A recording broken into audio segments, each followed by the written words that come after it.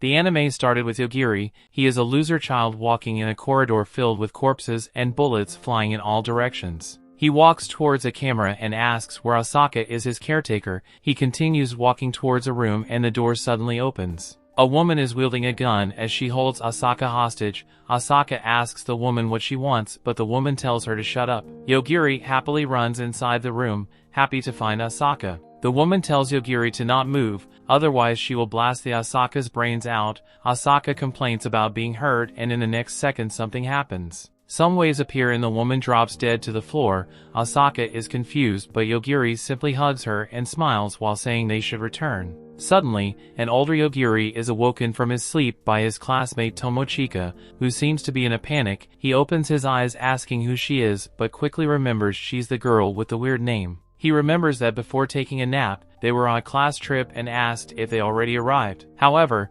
Tomochika replies they haven't and tells him to wake up and see what's going on. Yogiri looks around and sees several of his classmates lifelessly and they're full of sauce. He notices that one of them is pierced by something strange and asks what it is. He decides to look outside the bus and notices something wrapping around it. He thinks it could be a giant snake or a lizard. To figure it out, he grabs a random mic on the floor and throws it against the pier guy. Turns out the dead cannot fight you back, but the thing that pierced him starts moving. Yogiri returns its attention outside the bus again and realizes that thing is a huge wyvern. The monster flies up and decides to charge at the bus while preparing to breathe fire. Suddenly, Tomochika hugs him in despair. That moment rewires Yogiri's brain. The sensation of a plot-filled girl holding onto his arm changes his mind. He focuses his mind on opening a door and says one word, die. In the next second, the wyvern suddenly collapses onto the floor. Yogiri tells Tomochika that they're safe, but she's confused and asks about what's going on. Yogiri pulls out his console while telling her to calm down and tell him what happened.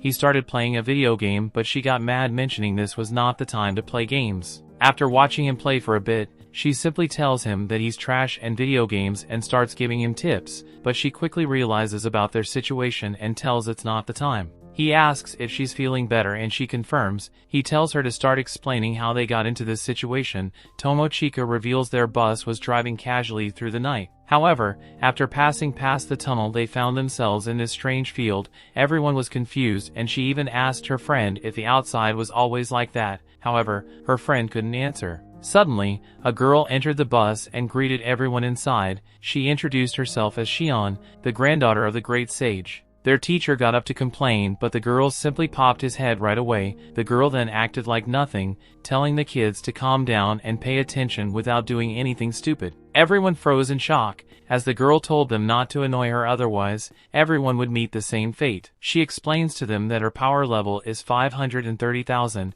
She then pops up the driver's head mentioning that was a joke and she expected them to laugh. She knows this isn't unfair, but that's how it works in a different world. She decides to then explain this whole thing to the students. She summoned everyone here because she's looking for sage candidates. She reveals this world is ruled by sages and their numbers are quite low. Therefore she summoned them as a way to get new personnel. She points out her hand forward while casting some magic. Tomochika thought everyone was going to get blasted and closed her eyes, but when she opened she saw several students glowing. However, she was one of the few who didn't glow. Shion then reveals she installed Battle Song version in all of the glowing students and they should see some logos on the screen. Tomochika is confused and asks her friend if she can see anything. Her friend uses her fingers to touch some air, explaining she sees some colorful letters saying status. Shion then reveals this system can only be used in this world and is called the gift, and everyone must use it to try and become sages within the next month. Tomochika raises her hand to ask a question.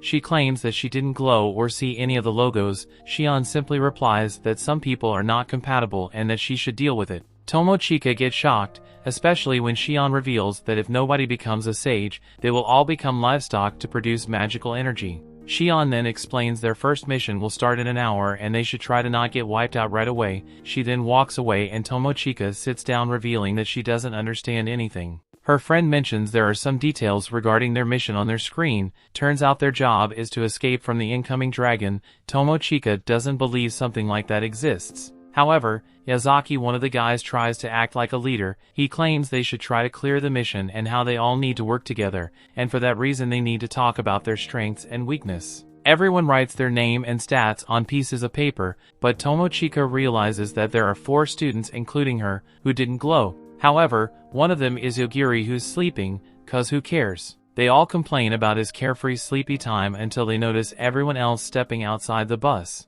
They also decide to go outside, but Tomochika stays behind to wake Yogiri up. The other girl tries to convince her to leave him behind, but they suddenly hear 2 guys arguing. Turns out Yazaki won't let the 4 come with them. The delinquent complains, but Yazaki tells him to shut up because his class is the general. He decides to turn into a douche, breaking the bus chairs, and explains that this is the power of a gift. He's only level 1, but he's way stronger than those 4 pleb humans. The other girl tells Yazaki that if he's strong, they should protect them. However, Yazaki replies this is part of the plan. Everyone is confused, and he tells the girl by his side to use his gift. She activates her charm ability, which doesn't affect anyone. Yazaki walks away, explaining the skill makes her popular with monsters. In short, there's a nearby dragon around, and by using that skill on them, the dragon will attack them while giving the rest a chance to escape, and this was a decision that everyone with gifts made. Tomochika cannot believe that her friend would betray her, but Yazaki reveals she actually did, but Tomochika knows that Yazaki must have forced her. Yazaki then steps outside and locks the door. They try to open it out for a while when they suddenly hear a noise outside. Tomochika thinks it's a dragon when suddenly something crashes against the bus. The guy freaks out and Tomochika notices the other taken out. After explaining the whole thing, Yogiri realizes there's a big problem. He has no way to recharge his console in this world. He then gets up, mentioning that according to Yazaki it's now safe outside. Tomochika asks if Yogiri did something, but he replies the dragon crashed onto the floor and died. She knows it's a lie, but they decide to get out through the window. Upon checking the surroundings, Yogiri notices they can go to the hills, city, or forest. Tomochika then points out that something is flying in the sky. After observing, she realizes it's 3 of their classmates. Yogiri is impressed by her sight at long range and asks if he should kill them. She asks what is wrong with his mind, but Yogiri simply replies they left them behind to die. Tomochika says he shouldn't talk about killing them. Yogiri's answer is that they could be hostile toward them. She's confused, but the guys start getting closer, also confused because the dragon is dead. One of them notices that Tomochika is still alive and complains that he was planning to turn her corpse into a zombie so that he could go wild. Yes, that type of wild. The guys talk between themselves, complaining about turning a corpse into a zombie and using her as weird. Hearing those words, Tomochika realizes they clearly cannot be friends. Suddenly, one of the guys casts a huge fireball that barely misses Tomochika. The guys keep talking between themselves how about they refine their magic and how one of them is a healer, the other a hero, and the last necromancer. The guy who cast the fireball then tells Tomochika to come to his side without resisting. She's confused about his request, but the 3 simply reveal they want to spend their fun time with her. Tomochika realizes they're all after her body. Yogiri is impressed that she has the guts to say that in that situation. The necromancer guy complains she and Yogiri seem too close, but Yogiri simply says he will manage even the conversation. He points at the fireball guy and tells him to die. The other 2 laugh it out, but get shocked to see the guy randomly hug the floor. They ask what happened and Yogiri replies he simply ordered him to die. He tells them to not move, but the necromancer tries to check on his friend. Yogiri tells him to die as well. Only Fatso remains and Yogiri says that if he moves, he will die. Yogiri promises to explain his ability and tells Fatso to check if the other 2 are truly dead. Fatso complies and uses his healing ability, mentioning he can cure anything in an instant. However, his friends don't move. Tomochika realizes that Yogiri is the one who killed the dragon, but he simply didn't want to explain what happened. She gets mad at those words, but Yogiri explains that Fatso is dumb, so he needs to explain in detail to him instead of her. Fatso complains the Yogiri went too far, but our boy simply explains he only did it because they tried to attack him. He then explains that his ability is called instant death to any target. In fact, he doesn't need to tell people to die, he just needs to think about it. Fatso says that's impossible, but Yogiri would love to test the theory. Fatso accepts the feed and tries to get close to Yogiri, pretending to be scared, but he's preparing to attack him with a magic attack. However, Yogiri simply tells him to stop. Fatso is confused and Yogiri explains that he also has an ability that allows him to know if someone has the intent to kill him or not, and to make it worse, he can combine the 2 abilities. In short, he doesn't need to know who's trying to kill him. Fatso gives up in tears and Yogiri asks why they're so cocky so early after getting those skills. Fatso then reveals this is the second time the three of them came to this world. They defeated the demon world and returned to their world. Yogiri asks Tomochika if the three missed any classes and she replies they didn't. Fatso reveals that when they returned home, only some hours had passed. Yogiri decides to kill him, but Fatso asks Tomochika to help him. Tomochika replies she is only alive because Yogiri saved her, therefore he should deal with it. Fatso calls her cold and pulls out an item, promising that if she puts it on him he will become her servant. In short, it's a slave collar and he puts it on himself. He acts like a pervert while walking toward her, but she tells him to stop. The collar starts strangling him and she asks if there's a way to stop being his master. Fatso obeys the order, mentioning that she can transfer it to another person. She does it, transferring to Yogiri, who decides to not kill him. Instead, Fatso should head to the forest full of monsters and wait there, but before leaving, Fatso should leave all his items and never tell anyone about the Yogiri and Tomochika. Fatso obeys orders and Tomochika asks if this is okay. Yogiri replies that Fatso will always betray them, therefore it's better this way. She then asks if he isn't suspicious that she might turn him in. Yogiri simply replies it is what it is, and after all he's the one who decided to protect her. She blushes, mentioning she doesn't know how to reply and that they never spoke much before. She asks why he decided to protect her. Yogiri initially replies he doesn't know why, but after Tomochika's insistence, he admits it was all because of her soft and juicy developed plot. She blushes and gets angry, complaining that men are all the same. Meanwhile, Shion is in bed doing whatever is that the guy comes to report, mentioning that the first mission was cleared with 4 casualties, 2 with no ability and 2 S ranks. He mentions the S ranks died instantly without warning and thinks it's an instant death magic. However, she returns the possibility and returns to bed. The story continues. We see Yogiri and Tomochika manage to reach the nearby city. Tomochika is happy about it, but Yogiri is feeling sleepy. They notice the guards closing on the gate and rush out to them. However, they cannot understand what the guards are saying. Still, they order them to wait until they call their lord. The lord appears and mentioning that this situation is annoying and asks if they got separated from the guys that came at noon. Tomochika gets happy as the guy can speak Japanese. However, Yogiri simply asks if the guy can let them in as they're trying to catch up with their colleagues. The guy gets annoyed, mentioning that usually people need to pay to get inside. However, he has orders to not get in the way of sage candidates. Yogiri then mentions his colleagues talking about heading to the capital and how they can get there. However, this ugly face simply tells that he won't get in their way or help them at all. Yogiri thanks him nevertheless and decides to leave. However, this trash-faced dude says that he wants Tomochika to spend the night in his house. She immediately rejects him and pulls Yogiri as she walks away.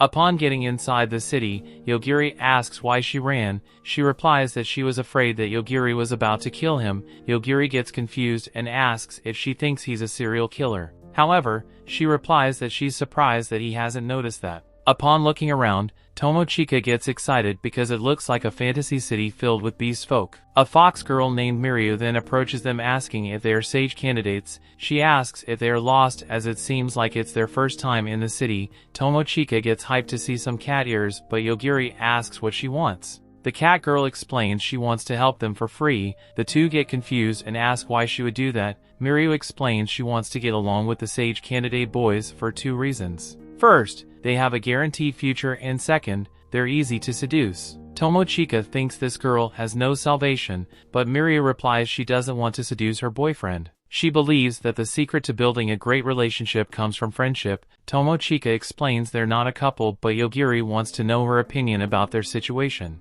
She answers that she wants to look around the city before it gets dark since that's her goal. Yogiri asks Mirio to show them around. After Tomochika's shopping spree, she reveals that she never expected to wear this new type of clothes so casually. However, she's so blind that she doesn't notice that they're currently surrounded. Yogiri reveals that he was expecting to end up in this situation. Tomochika apologizes, mentioning that she wanted to follow Mirio because she looked kind. The bandits start their treats, but Yogiri protects the girl while asking if they want money. The bandits reveal they do want money, but their main goal is to get talentless sage candidates. He explains those who possess gifts usually go rampage in their city. Everyone hates them, but they cannot do anything to them. However, sage candidates who have no gifts are perfect to beat up and sell. Tomochika starts to freak out, but our Sigma Yogiri is still chilling. He replies that he understands the deal but asks permission to kill the bandits. The bandits mock, explaining they will be the ones who will be killing them. Tomochika tries to warn Miryu up, explaining that Yogiri is actually strong despite his looks. However, this stupid cat girl thinks this is all a bluff because two people without a sage gift are as useless as you in real life. Yet, Yogiri pulls his verbal death note and orders everyone behind him to die. In an instant everyone is down, the rest of the bandits get confused, but Yogiri continues his task, ordering the leopard dude to half die. However, the guy collapses and Yogiri realizes that it's impossible to be half dead. He decides to try something new and points at the KFC's ankle, ordering it to die. The guy collapses, but Yogiri thinks this was a mistake. He points at this bear dude's shoulder and orders it to die. The guy goes to the next world as well, and Tomochika says that Yogiri is so harsh. He reveals that he tried to go easy on them and orders this dog's eyeballs to die. The guy becomes blind, shocking everyone. Yogiri continues his onslaught, forcing Miryu to ask who he is. Yogiri doesn't reply, thinking that it's not efficient to kill individual body parts. Miryu tries to play the victim, asking for help as her little brothers are waiting for her to go home. Yet,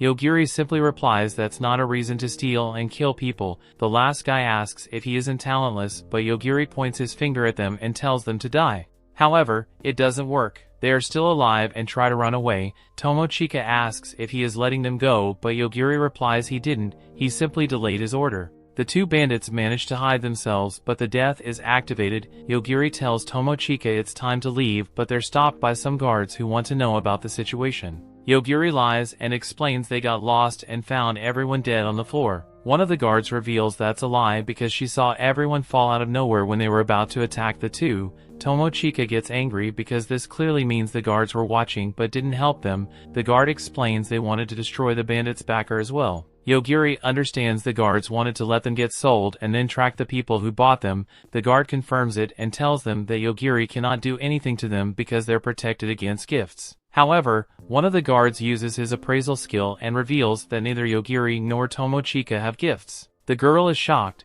but that clearly means they cannot do anything to the two because they have no powers. The guy apologizes because his captain is as rude as your everyday Karen, but Yogiri doesn't mind. He asks the dude if he knows a place where they could stay the night. They take them to a huge mansion, which shocks Tomochika as she thinks it's a castle. Yogiri asks if she's fine with sharing a room with him to save some cash, but she's shy about it. He then decides to ask for rooms next to each other. Upon getting inside her room, Tomochika gets happy because it's big but questions Yogiri's true intentions when he asked if she wanted to share a room. She then thinks about the current situation and wonders if he likes her. However, she quickly remembers that all he cares is about her juicy, fluffy plot. Suddenly, she looks forward and sees a spirit in the air. She notices how it resembles her older sister and asks how she got into this world. However, the spirit tells her they're different and introduces herself as Mokomoko, her ancestor and guardian spirit. Tomochika is confused about the last part, and the spirit reveals that she appeared to help her in this emergency. Tomochika asks why now and not earlier. However, the spirit reveals that she was afraid that Yogiri might erase her. Tomochika is surprised that his ability works in spirits. The spirit begs Tomochika to talk to him about her, this way he won't hurt her. She accepts and asks about the spirit coming here to help her. In short, the spirit reveals that it can protect her from anything but physical attacks. She also reveals the reason why Tomochika doesn't have a gift. It's because she protected her. Tomochika gets angry and asks her why, but the spirit reveals it was dangerous. The spirit then reveals that gifts have advantages, however, they also allow Shion to control her life. Tomochika, the other three, were also being protected by spirits, but her ancestor doesn't know about it. Still, the spirit is happy because she finally has a successor for her school of archery. However, Tomochika ignores her, mentioning that she wants to return to her world, but she can only rely on Yogiri for the moment. The spirit gets excited, mentioning that's the reason why teach her the true martial arts. The next morning,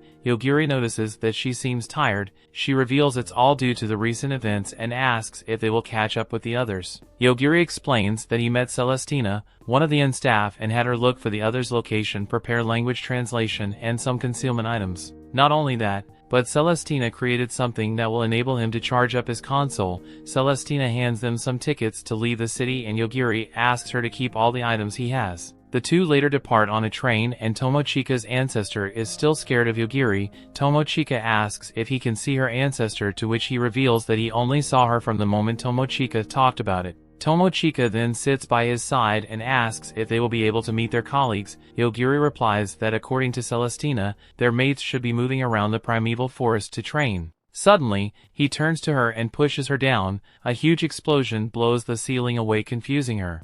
Meanwhile, in the previous city, the guards are trying to interrogate the dog, who is blinded by Yogiri. The guy won't talk and they explain that healing magic doesn't work. There's a sage woman named Lane finds it interesting and pulls out one of the dog's eyes. She casts her healing magic to reconstruct the whole eye, but the dog still cannot see. She finds it more interesting and decides to reveal herself as a vampire. She bites the guy to transform the guy to increase his abilities and heal him, but the guy is still blind. Suddenly the building starts to shake and a guy known as the hero appears inside. The hero attacks Lane with several slashes, but she only complains that she likes her dress. The guards are confused because she took not damage, but in reality she just healed instantly. The hero throws his sword at the floor and Lane asks why is he attacking her when he should be dealing with the demon lord. The hero calls her a tyrant and prepares an attack. He explodes the whole building and is happy that he finally managed to kill a sage for Ariel. However, Lane is still alive and asks if Ariel is his lover. The hero is shocked and cannot believe that Lane managed to avoid the attack. Lane, however,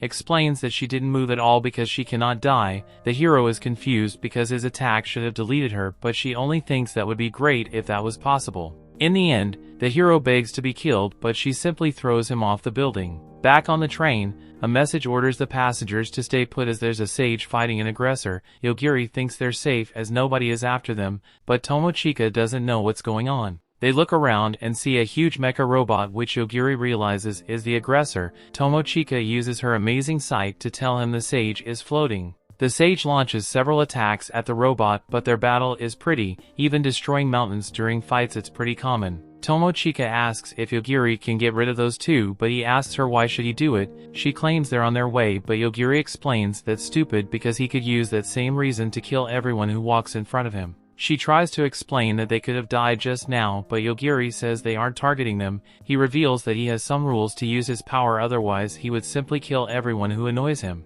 She apologizes for being naive when suddenly there is a huge attack coming in their way. Luckily, the robot takes the attack. The sage complains the robot is moving and attacks with a huge ice spell. The passengers get frozen, but Yogiri manages to protect Tomochika. Tomochika calls the sage cruel, but he gets annoyed. Yogiri asks why did he attack them, but the sage tells him to kneel down and praise him like a dog. He starts insulting Yogiri, but Yogiri insults him back and thinks about killing him. The sage falls flat on the floor and Tomochika asks if he did it. He simply replies he had a good enough reason to do it. The robot approaches them but reveals that he has no intention to fight. The robot wants to negotiate with Yogiri, promising to give him anything he wants. Tomochika realizes the robot is afraid of Yogiri, but our boy asks if there's a way to return to their world. The robot mentions he knows a way to return to the world where he came from, not where they came. Yogiri asks if the robot can take them there, but the robot refuses because his entire being is not in this world. Plus, the robot refuses to bring someone as dangerous as Yogiri to his world. He then explains that this world is at one of the lowest levels and climbing up requires a huge amount of energy and the right coordinates.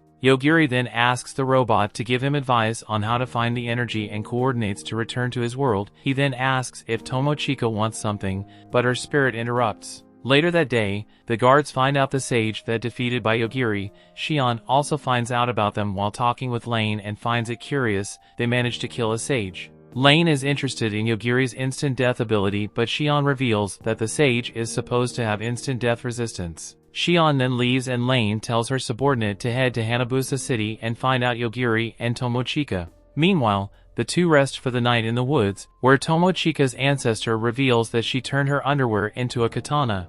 The story continues. We see they walk through the forest until they reach Hanabusa City. Tomochika happily mentions that it looks like Japan but notices that Yogiri has a poor physical condition. Yogiri, however, replies that's normal because he killed enemies on their way. She gets confused but when looks back notices monsters and bandits who try to attack them. She asks that since he's tired his power must have a limit, yet Yogiri replies that he can use it as much as he wants but he will feel tired after using it. They get inside the city and the spirit notices there are barriers instead of walls. Tomochika looks around and sees the huge hotel the previous lady told them about. They decide to stay there and get inside where they meet Tachibana, their classmate. He's happy to see Tomochika and she asks why he's here instead of being with the others. Tachibana replies he's split with them because they're inefficient with their leveling. Yet, there's a maid girl who isn't happy with Tomochika being friendly towards Tachibana. The guy tells her to calm down because they're classmates. The girl shuts up. But there's another one who praises Tachibana.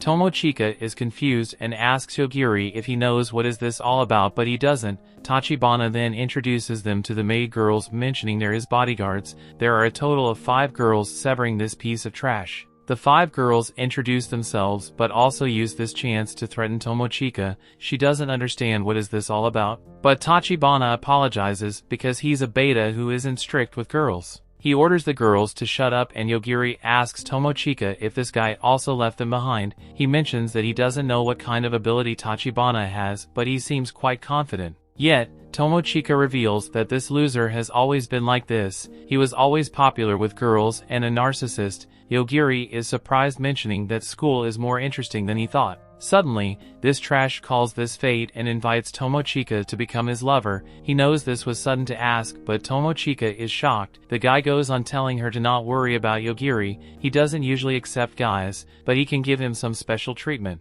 Tomochika is shocked because this guy still keeps going. Even Yogiri mentions that he doesn't feel killing intent thanks to this nonsense. Tomochika asks why he is so confident and Tachibana replies he has the dominator class. In short, he can dominate everyone who's weaker than him. She's still shocked by his words and mentions that he hasn't leveled up that much when compared to the others who are training in the primeval forest. This trash thinks she's into him and decides to explain everything. It all started when they threw a party after completing their first mission. Furai's came to him and gave him some advice. Furai's class is a consultant. In short, he's a master plotter and scammer. Furai's mentioned how everyone was avoiding Tachibana because of his class and mentioned that if someone doesn't become a sage, everyone will become livestock, and that's why he tells Tachibana that he should buy a large number of the cheapest level 1 servants. In short, the servants will fight for him, and if they win the battle, the opponent will become his servant but also get the experience points. Yet, Tachibana mentions that his abilities don't have that information.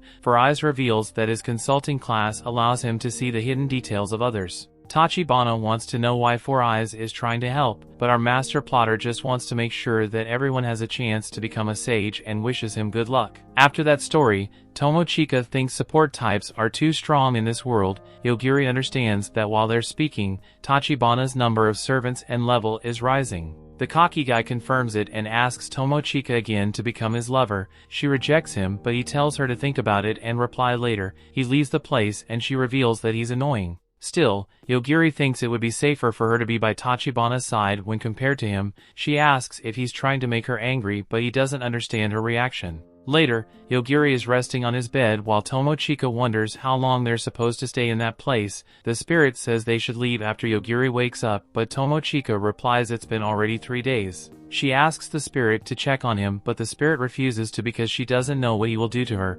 Tomochika then mentions that she's tired of staying inside and wants to go outside for a while. Suddenly, she sees some smoke on the streets.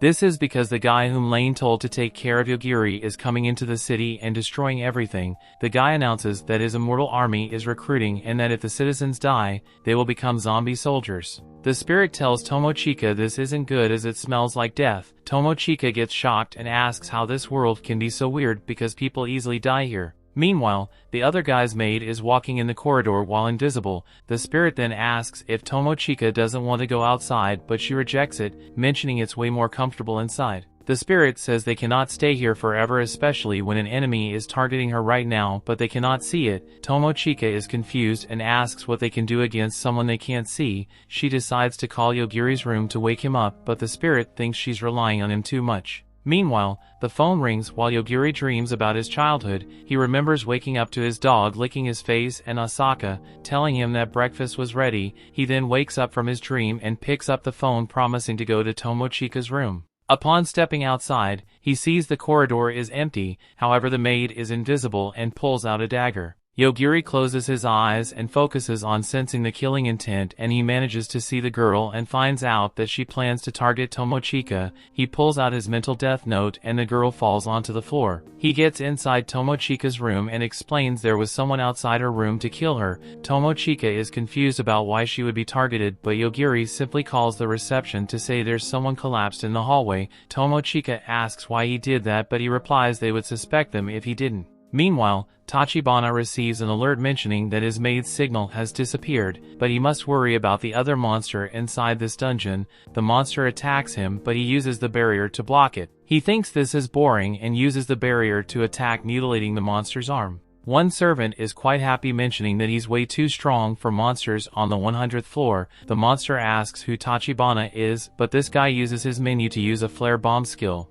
The monster is defeated and he then steps on him to make a contract. The monster calls him master and the girl casts heal to restore its body parts. Tachibana then asks how many floors there are in this dungeon and finds out it's 150. He then orders the monster to head to the bottom floor and collect more servants. The monster leaves and Tachibana asks where the maidservant is. The other girl replies she should be in the hotel. Tachibana then decides to use his skill to see her memories, but just watches her collapse. He thinks she was attacked from behind, but the other girl doesn't think she would let someone sneak on her. He then asks why the maid in the hallway was, to which the girl replies that there are two possibilities. First, she wanted to bring Tomochika and make him happy. Second, she wanted to eliminate Tomochika. He gets confused because that would be inconvenient to him. The girl explains that his servants' opinions don't always matches. He gets worried because that might make Tomochika run away from him and orders two other servants to hold her in place. Back at the hotel, Tomochika realizes that it was Tachibana's maid and Yogiri thinks that this is bad. He tells Tomochika to prepare her stuff to leave this place. She confirms it, but he's surprised that she's really calm in this situation. Tomochika replies that she's used to seeing dead people while by his side. The spirit adds up, mentioning that humans will die anyway, plus her family members shouldn't be upset over something so basic. Tomochika gets angry and tells the spirit to stop talking about philosophy. They start running away, but another Tachibana servant appears asking where they are going. Yogiri asks what she wants, but the girl casts a spell to restrain him inside an ice crystal. She happily reveals that her trash boss asked to bring Tomochika to him. Yet, Yogiri simply punches the ice and gets free. The girl and Tomochika are confused because it should be easy to break it, yet Yogiri replies that he tried to kill the ice, which worked. Tomochika is confused and asks what he means by killing the ice. The servant is in shock and starts casting more magic, yet Yogiri kills the magic and then her staff. The girl falls to her knees and he explains that he can kill anything he thinks about. Therefore she should be a good girl and answer some questions. She accepts and he asks if she can use magic without a staff. The girl reveals that due to her class, she can only use magic when holding staff. Yogiri knows this means that she must have some spare ones. The girl confirms and pulls another one from Happyland. Tomochika asks why she is hiding it there, but also tells Yogiri to stop looking. He's surprised because he didn't expect that she could use them in that way. He then talks about what she just said about taking Tomochika to Tachibana and asks about the others. She answers that everyone received the same order. Suddenly, another girl is on the ceiling and tries to attack Tomochika. She quickly uses her judo skills to put the girl down. Yogiri is surprised, but the spirit mentions that Tomochika's martial art talents are awakening. However, when they properly look at the girl, they notice it's a doll. More dolls surround them and the other girl pulls another one from her hair, mentioning that she thought she could do this on her own. Yogiri's eyes shine and the girl drops dead onto the floor. The girl who controls the dolls is sitting on the stairs and orders them to deal with it but to let Tomochika live. However, Yogiri kills every doll. The girl starts to panic and they manage to find her. She begs them to not kill her, making Tomochika feel like they're the real villains. Meanwhile, Tachibana feels again that his servant is dead and the little girl has lost her will to fight and told Yogiri and Tomochika everything. Upon hearing the conversation, he tells the other maids that Yogiri can kill anything just by thinking. They all find it hard to believe it, but Tachibana thinks they should observe them first and lead them to a place where they can ambush them. Tomochika and Yogiri start walking down the stairs until they see it filled with cockroaches. She screams in fear, and when Yogiri is about to say its name, she stops him because it will traumatize her. The spirit knows Tachibana is using the insects to watch over them. Tomochika asks if Yogiri can kill them, which he confirms, but the insects will reign over their heads. She refuses that idea, but he mentions they could enter her mouth and suffocate her. She imagines it and decides to get revenge on Tachibana. The spirit mentions that Tachibana could make the whole world their enemy. Tachibana watches the situation thinking that Yogiri cannot do anything. He thinks about using the cockroaches to make them scream and chase them. However, his maid says that he should be careful because they don't know about Yogiri's power. He refuses to give up and orders the cockroaches to kill Yogiri. They all activate the bloodlust, making Tamika feel scared. Yogiri says they should kill Tachibana because he thinks it won't take too much effort. He uses the roach's killing intent to track Tachibana's position and tells him to die. Tachibana collapses on the floor, making all his servants shocked. Yet, Tomochika is freaking out because he failed and the cockroaches are still alive. Yogiri explains his power never fails because if his enemies can reach him, he can also reach them. After all, the world won't let someone act without consequences. Tomochika notices the roaches are more active, and he explains that's because Tachibana's death has set them free. She panics, but he grabs her arm and tells her to run. Meanwhile, Tachibana's servants are still trying to heal him from the dead. The other one tells her they're free now and walks away. Yogiri and Tomochika then walk through an alley to leave the city, but they suddenly hear screams. Upon checking, they see the city filled with zombies.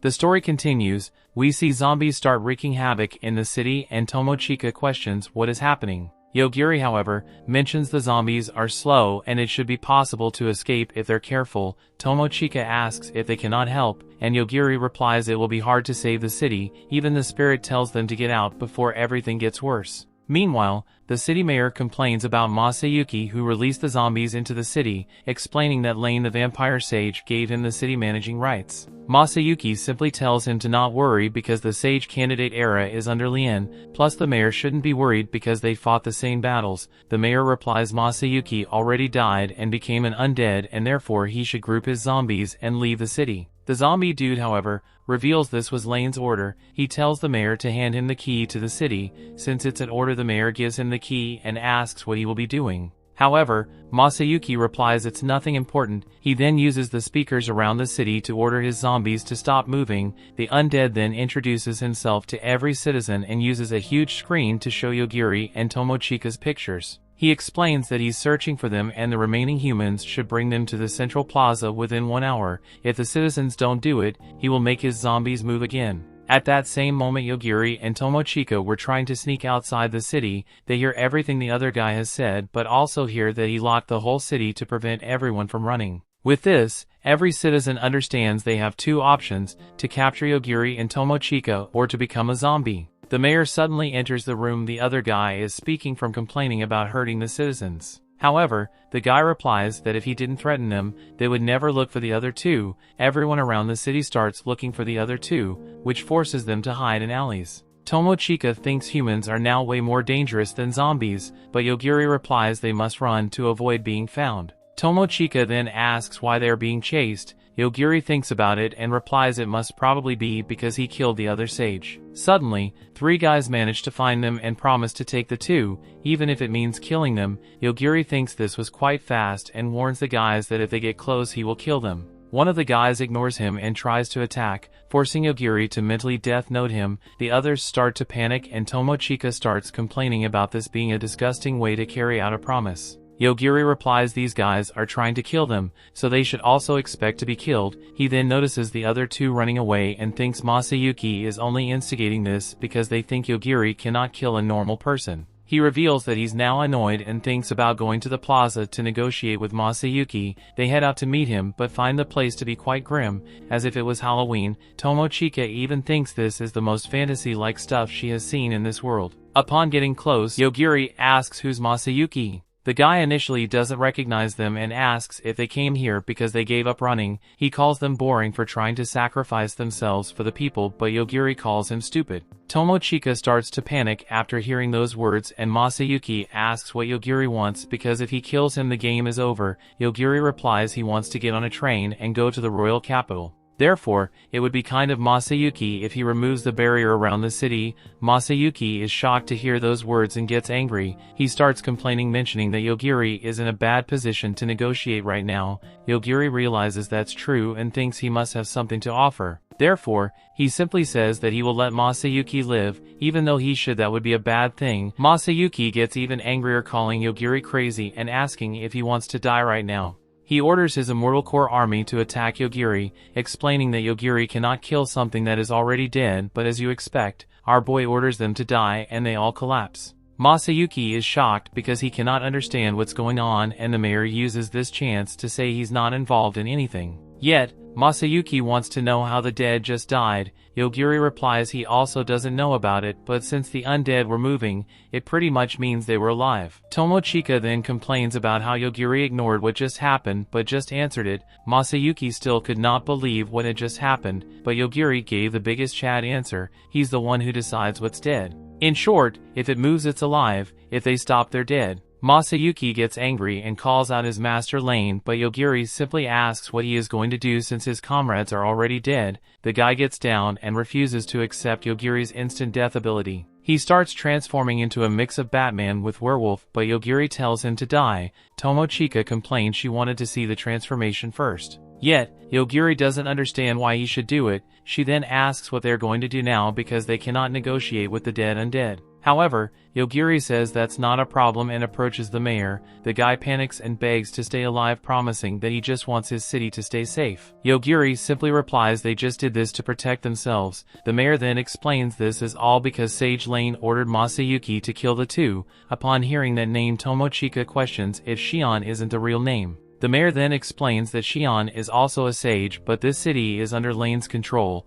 Tomochika is confused because they came to this world because of Shion and now another sage wants to kill them. The mayor explains he doesn't know much about it, but he doesn't usually interfere with sage candidates. The spirit then calls out Yogiri, but he replies that he already knows that there's some sort of spiritual manipulation heading to that area. Suddenly, Yogiri starts feeling killing intent all around the plaza. Every citizen gears near, making everyone confused. The mayor then checks Masayuki's body, explaining that if they're using spirit magic, then the city barriers should keep them safe. He tries to activate the key, but it doesn't work. He then realizes that Lane is the one controlling the barrier. Meanwhile, Lane is trying to direct a huge monster towards the city. Her new vampire servant, which is one of Tachibana's slaves that she transformed, complains this is dangerous. Lane, however, explains that Tachibana got killed from a distance because his hostility was traced. Lane asks how she rates Yogiri's threat level, and the servant replies it's above a sage or any mythical being. She wants Lane to stay away from Yogiri, but Lane refuses to.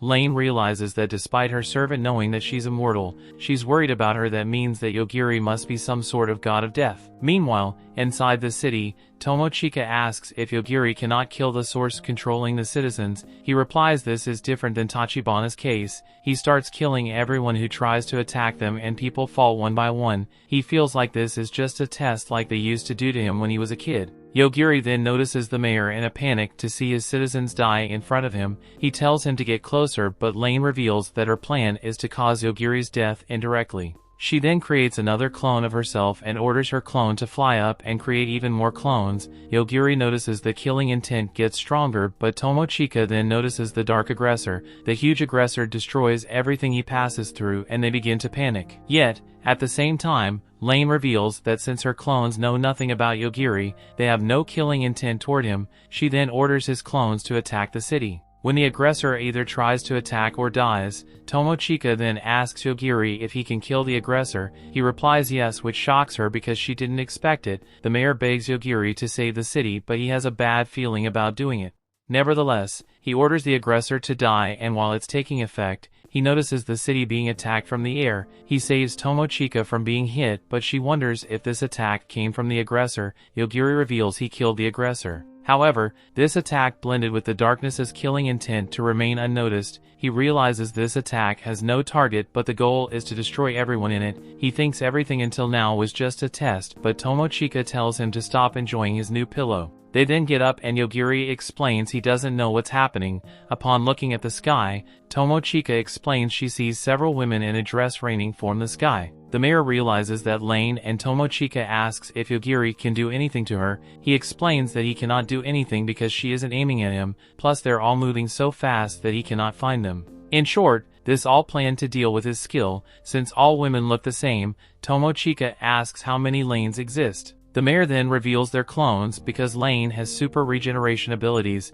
Upon hearing that, Yogiri reveals he can deal with it, but it would be easier if she aimed at him. The mayor then brings out a hologram of the city and explains there's a pattern to the attacks. It doesn't attack the same place twice, and the attacks aren't also made close to each other. The spirit even calls Lane dumb because she's trying to make it random, but she made it consistent instead. Tomochika thinks they can use this information to predict where will be the next attack. The mayor quickly realizes where it will be, and Yogiri says he will be heading there. The mayor then reveals he will help him with his teleportation ability. Yet, Tomochika also wants to come. Yogiri tells her to hide, but says she's the only one who can see everything. The spirit also wants to help, and they decide to teleport away. Yogiri and Tomochika hold hands, and she leads him to where the clone will hit. He orders the clone to die, and the spirit uses an ability to create a shield around them. After the impact, the shield is retrieved and Tomochika is relieved because she thought she would die. Yogiri then notices something on Tomochika's hand and asks what it is. In short, the spirit used its power to combine some of Tomochika's underwear with the power of the previous aggressor that can transform into a shelter. Yet, the spirit is worried because defeating the clones won't help in the endgame. Yogiri however replies it's all fine. The clones then fall and disappear, making Lane question how immortal vampires can die. Her servant tells her they shouldn't target Yogiri, but Lane replies she just needs to make new clones with different settings. Suddenly, there's a strange feeling in her body and she realizes her true body, which was hidden in another dimension, is dead. She then goes on a bungee jumping without rope, but thinks this is how she saved the girl. She suddenly disappears and Tomochika realizes there aren't any attacks coming. With this they return to the mayor to get everything ready and escape. Meanwhile, in a random house a young girl wakes up and notices her bed looks like a coffin. She thinks she's a vampire and sees a rock in her hand. The rock shows Lane's hologram explaining that her plan was successful and she died while the girl survived. She then tells the girl that she is a younger clone made from her who didn't get her memories to avoid being targeted by Yogiri. Back in the city, the mayor thanks them for their help and gets them a card telling them to be careful. Upon getting inside, Tomochika complains that Yogiri is playing games instead of driving. He explains that's because he always crashes his car into walls when he plays games. Therefore he cannot drive. With that, Tomochika is ready to drive and the spirit reveals that her family has the skills to drive anything.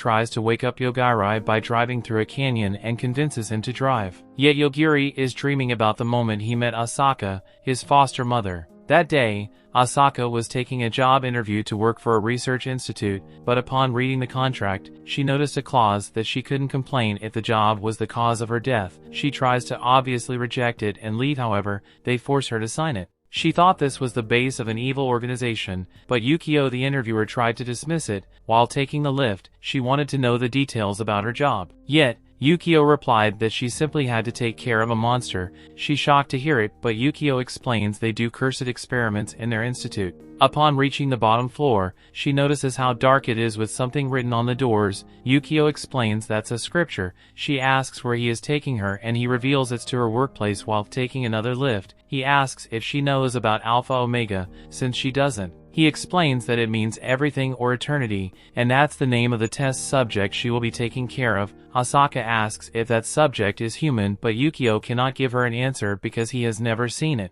All he knows is that Alpha Omega can kill anything he wants just by thinking. Asaka cannot believe they expect her to take care of a monster like that. Yet, Yukio replies that's possible because she has a teacher's license. She realizes that's the only reason she got this job, but Yukio tries to explain that if she doesn't do it, humanity could perish. He explains they think they can only avoid that outcome by providing him with an adequate education. She complains because there are other people more suitable for this job. Yukio reveals she's the perfect fit for the job. After finally reaching the final floor, she notices a vault door. Yukio explains he cannot get further from here and gives her some papers with instructions. He wishes her good luck and takes the lift up. She uses her card to open the vault and upon stepping inside notices how it's not what she expected. She follows the map and reaches a house, but she doesn't seem to find anybody inside. She then hears some noise from a room and opens the door. She then sees that Alpha Omega is just a little innocent kid. Despite the shock, she complains about everyone being scared of a little kid and picks him up. She goes outside and throws him onto the floor, telling him to be a normal kid and play outside. The kid is confused but points his finger at her. She gets scared after remembering that he can kill anything just by thinking. Suddenly she hears something dropping to the floor and sees some sort of shadow. The kid revealed the thing was hiding in her shadow just to get here. She asks about it and he calls it a demon, while also revealing they often come there to kill him. Asaka is confused and the kid tells her that he doesn't mind playing outside, but asks if he can do it tomorrow because it's almost evening. Asaka realizes she forgot about it after losing her head and helps him get up. She introduces herself and asks the kid for his name. He replies they call him Alpha Omega, but before he came there, he was called Lord Okakushi. He then tells her that he's hungry, making her realize that she must also prepare his meals. She checks the fridge and realizes that she cannot cook at all. While checking every kitchen compartment, she finds some cup noodles and gives him to eat. Upon tasting, the kid mentions he likes it, but Asaka is still thinking about his name. She asks about his parents, but the kid doesn't know what's a parent. She apologizes and upon looking at him, she thinks about a dog and names him Yogiri. The kid asks if Takatou Yogiri sounds good. Asaka doesn't understand why he's using her family name but realizes that he doesn't know what's a family. She decides to let him use that name and teaches him how to handshake and greet someone. Meanwhile, Tomochika wakes him up to tell him about the boulder in their path. She mentions how he was asleep for the whole time, but he explains that it's because he used too much power in the last city. Yogiri then asks the most important question: why are they even going to the capital? Tomochika is shocked because he could have asked that question before they left. Yogiri explains their goal to return to Japan, and to do that, they must talk to Shion, but he thinks there's a better way to talk to her without going to the capital. Tomochika replies their classmates are all going there. She then starts driving back hoping that she can find another route to take them to the capital, but they suddenly bump into something.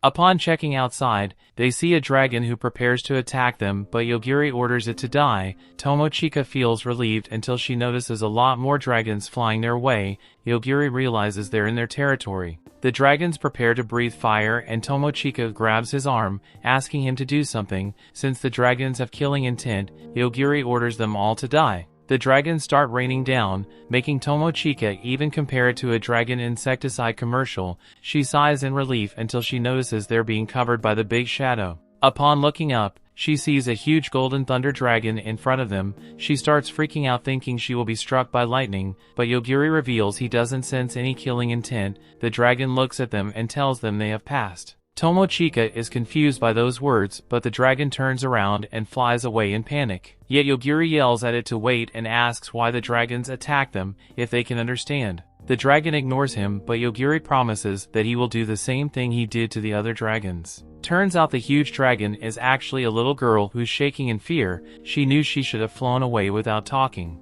Tomochika is confused about her new appearance, and the spirit reveals it happens a lot in parallel worlds. Yogiri asks why the girl attacked them. The girl explains she was trying to see if they were qualified to meet the sword master. Yogiri and Tomochika are confused by those words. The girl asks if they haven't come to see the sword saint. They respond they couldn't give less of a cat because all they want is to get to the capital. The girl explains the sword saint is in this canyon and that if they meet them they could get a gift. In short, she's only here to test people who want to meet him. However, our duo still couldn't care more about it. The little girl goes on to say how great the sword dude is, mentioning he can rival the sages. With that, Yogiri thinks he must have some information on how to return to their original world, yet Tomochika thinks they shouldn't take a detour because they're already lost. The little girl uses this chance to propose a deal. She will guide them to the capital, but first they must meet the sword dude. They accept the deal and she introduces herself as Adela. After a quick drive, they reach a spot where several people are gathered waiting for the sword dude.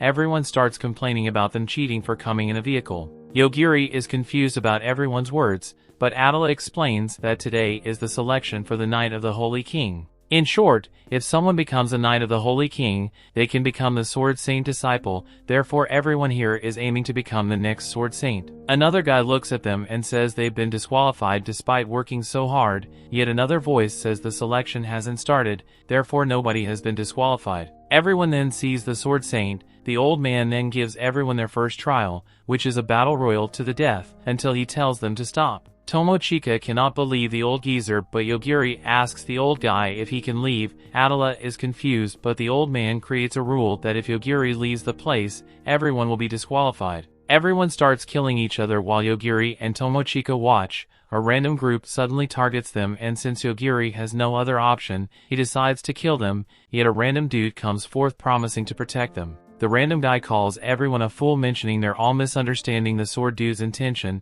He thinks this is a test to determine if they have the right personality to become a Knight of the Holy King. Tomochika thinks he's a decent person, but the spirit mentions he's skilled. The guy deals with multiple opponents at the same time, yet he doesn't have the intention to kill them. Some random guys start casting magic towards Yogiri, but he simply orders them to die. The random dude is confused about why they fell, but concludes it must have been the old guy punishing the lawless ones. Since everyone had given up on fighting them, he turned to the duo asking them to stay for a while longer while he protected them. Suddenly, the two hear a voice asking for help on the ground. They see a guy who was sliced in half trying to crawl and asking for a stone. Tomochika sees a rainbow-colored stone next to her and places it on his hand. The guy then crushes the stone and somehow regenerates his body. He thanks her for the help, but the sword guy tells them to stop and follow him because their numbers are lower now. He walks into the forest and Tomochika wonders what they should do. Adela begs them to stay and participate. Yogiri is confused because she just wanted them to meet the Sword Saint. She then explains that if her recommendation becomes the Knight of the Holy King, she will become their servant. Yogiri thinks this is becoming troublesome, but since they haven't gotten any info, he will follow along. As they move, the other guys introduce themselves as Rick and the crystal guy as Lionel. He explains he was forced to accompany his friend to this trip. Yogiri asks Rick about the Sword Saint and Knight of the Holy King. Rick explains there that a holy knight deals with the gods who have been sealed away, which they call demons. He reveals the devil appeared 1,000 years ago and was sealed by the Holy King of that same era. Yogiri isn't sure the devil is still a threat after being sealed for so long, but Rick explains some followers are trying to unseal him. Tomochika also uses this chance to ask Lionel about the stone he had. He calls it an apology stone that can heal him from serious injuries or even be used as gacha tokens. Tomochika is confused, but he explains that his luck is negative. He quickly reveals that he turned into a sacrifice of a mysterious organization before coming to this world. Suddenly a goddess appeared to him and gave him those stones. Tomochika uses this chance to ask the spirit if gods like to control people's destinies. The spirit replies that some people are guarded by spirits, but there are also some people whose fate gets decided by God. Rick asks what a gacha is and Lionel decides to show it off. He needs to use 3 stones per pole and throw them into the air. Suddenly a normal scrub brush appears and he proudly explains he can exchange them for a random trash item, yet Tomochika notices that he only has 3 stones left in his back. Lionel pathetically explains that he gets new stones every midnight, depending on how unlucky his day was. Suddenly they see the other participants vanishing, but Adela tells them to not worry because that's an invisible barrier. Upon getting inside they see a huge tower, but the spirit orders Tomochika to leave this place because she senses some evil miasma from the tower. Suddenly Lionel starts throwing up and the spirit explains he got hit by the miasma. The spirit explains Tomochika is only feeling fine because she's being protected. Meanwhile, Yogiri is looking around and notices something. Lionel uses this stone and gets resistance to the miasma. Yogiri then asks Adela if it's fine to get inside the tower, but she isn't there. Rick explains that only people taking the trial are allowed inside. They get inside the tower and take an elevator to go to the highest floor. There the old guy tells them to look down. They see a huge energy ball and the old man explains that's the end of the world. Upon looking down, Tomochika sees monsters frozen in time during a huge battle. She notices there's a man in black and a woman in white at the center. She tells Yogiri the woman's sword is piercing the two and Rick explains that's the Holy King and the devil. The old guy explains his job is to guard this place. Suddenly a girl named Frederica thinks this will all end if they beat the things inside the ball. Lionel calls her name, revealing that she's the friend who dragged him here. She tells the old man that his duty will end today and throws a huge fireball inside the energy ball. She's confident it's all over now, but the attack barely moves upon getting inside the energy ball. The old man explains that time flows slowly inside the barrier. Therefore, it will take some 100 years before it reaches the Dark Lord. The girl is shocked, but the old man points to another girl explaining she will give the details of their trial. She reveals their goal is to go from the roof to the first floor of the tower within 24 hours. A girl asks if they can jump down from the roof, but the other replies they must first accumulate 100 points inside the tower. The duo notices they haven't seen her before but notice that some other participants have been added. Tomochika ignores it and asks if Yogiri cannot kill the Dark God with his ability. However, she realizes that he has no reason to do it. She then looks at him but he seems nervous. He then reveals he tried to kill the source of the miasma and turns out he killed the Dark God. The story continues. They then decide to get inside the tower to reach the bottom floor and leave. The other two try to follow them, but Lynel's friend tells him to stop. She asks for his special stones to restore her magic power. He hands her a stone while explaining that it can only be used by him. Since she cannot use it, she throws the stone and complains about him following her despite being useless. Rick advises them to move on, and once inside, they see several participants collapsed. He mentions the tower should be filled with monsters and traps. However, it should be easy to go through them because they're in last place. He tells them to avoid the missing traps, but Lynel immediately steps in one. He gets stabbed by a javelin but quickly heals himself with a crystal. Tomochika advises him to always hold a crystal in his hand. He thinks that's a good idea and uses some piece of cloth to tie the crystal down. That gives him enough confidence to go in front of everyone. Despite Rick's warning to wait, Lynel decides to open a door and go inside the room. However, the door closes and all they can hear is Lynel screams and stabbing sounds. They force their way into the door, but find a girl dressed as a maid inside. Rick recognizes her as Teresa and asks what's going on. She tells him not to judge her because this is just another way to get points. Rick doesn't understand why Teresa is participating in the trial despite already being a knight, yet she reveals that her qualifications were revoked after killing too many people by mistake, and that's why she's taking the trial again. Rick tells everyone to run away, but Tomochika notices that's impossible because the room is filled with thin wires. Teresa notices Tomochika has good eyes and is disappointed because they didn't fall for the trap. Rick then decides to stall Teresa while Tomochika and Yogiri find a gap and leave. However, Teresa thinks the swordmaster will be unhappy if the cannon fodder manages to survive. She starts attacking with her threads, claiming that a knight of the Holy King must be the strongest person in the world. Tomochika watches Rick using his shield to block the attacks and thinks that despite his strength, Teresa much stronger. She's just playing around while Rick needs to try his best just to block the attacks. However,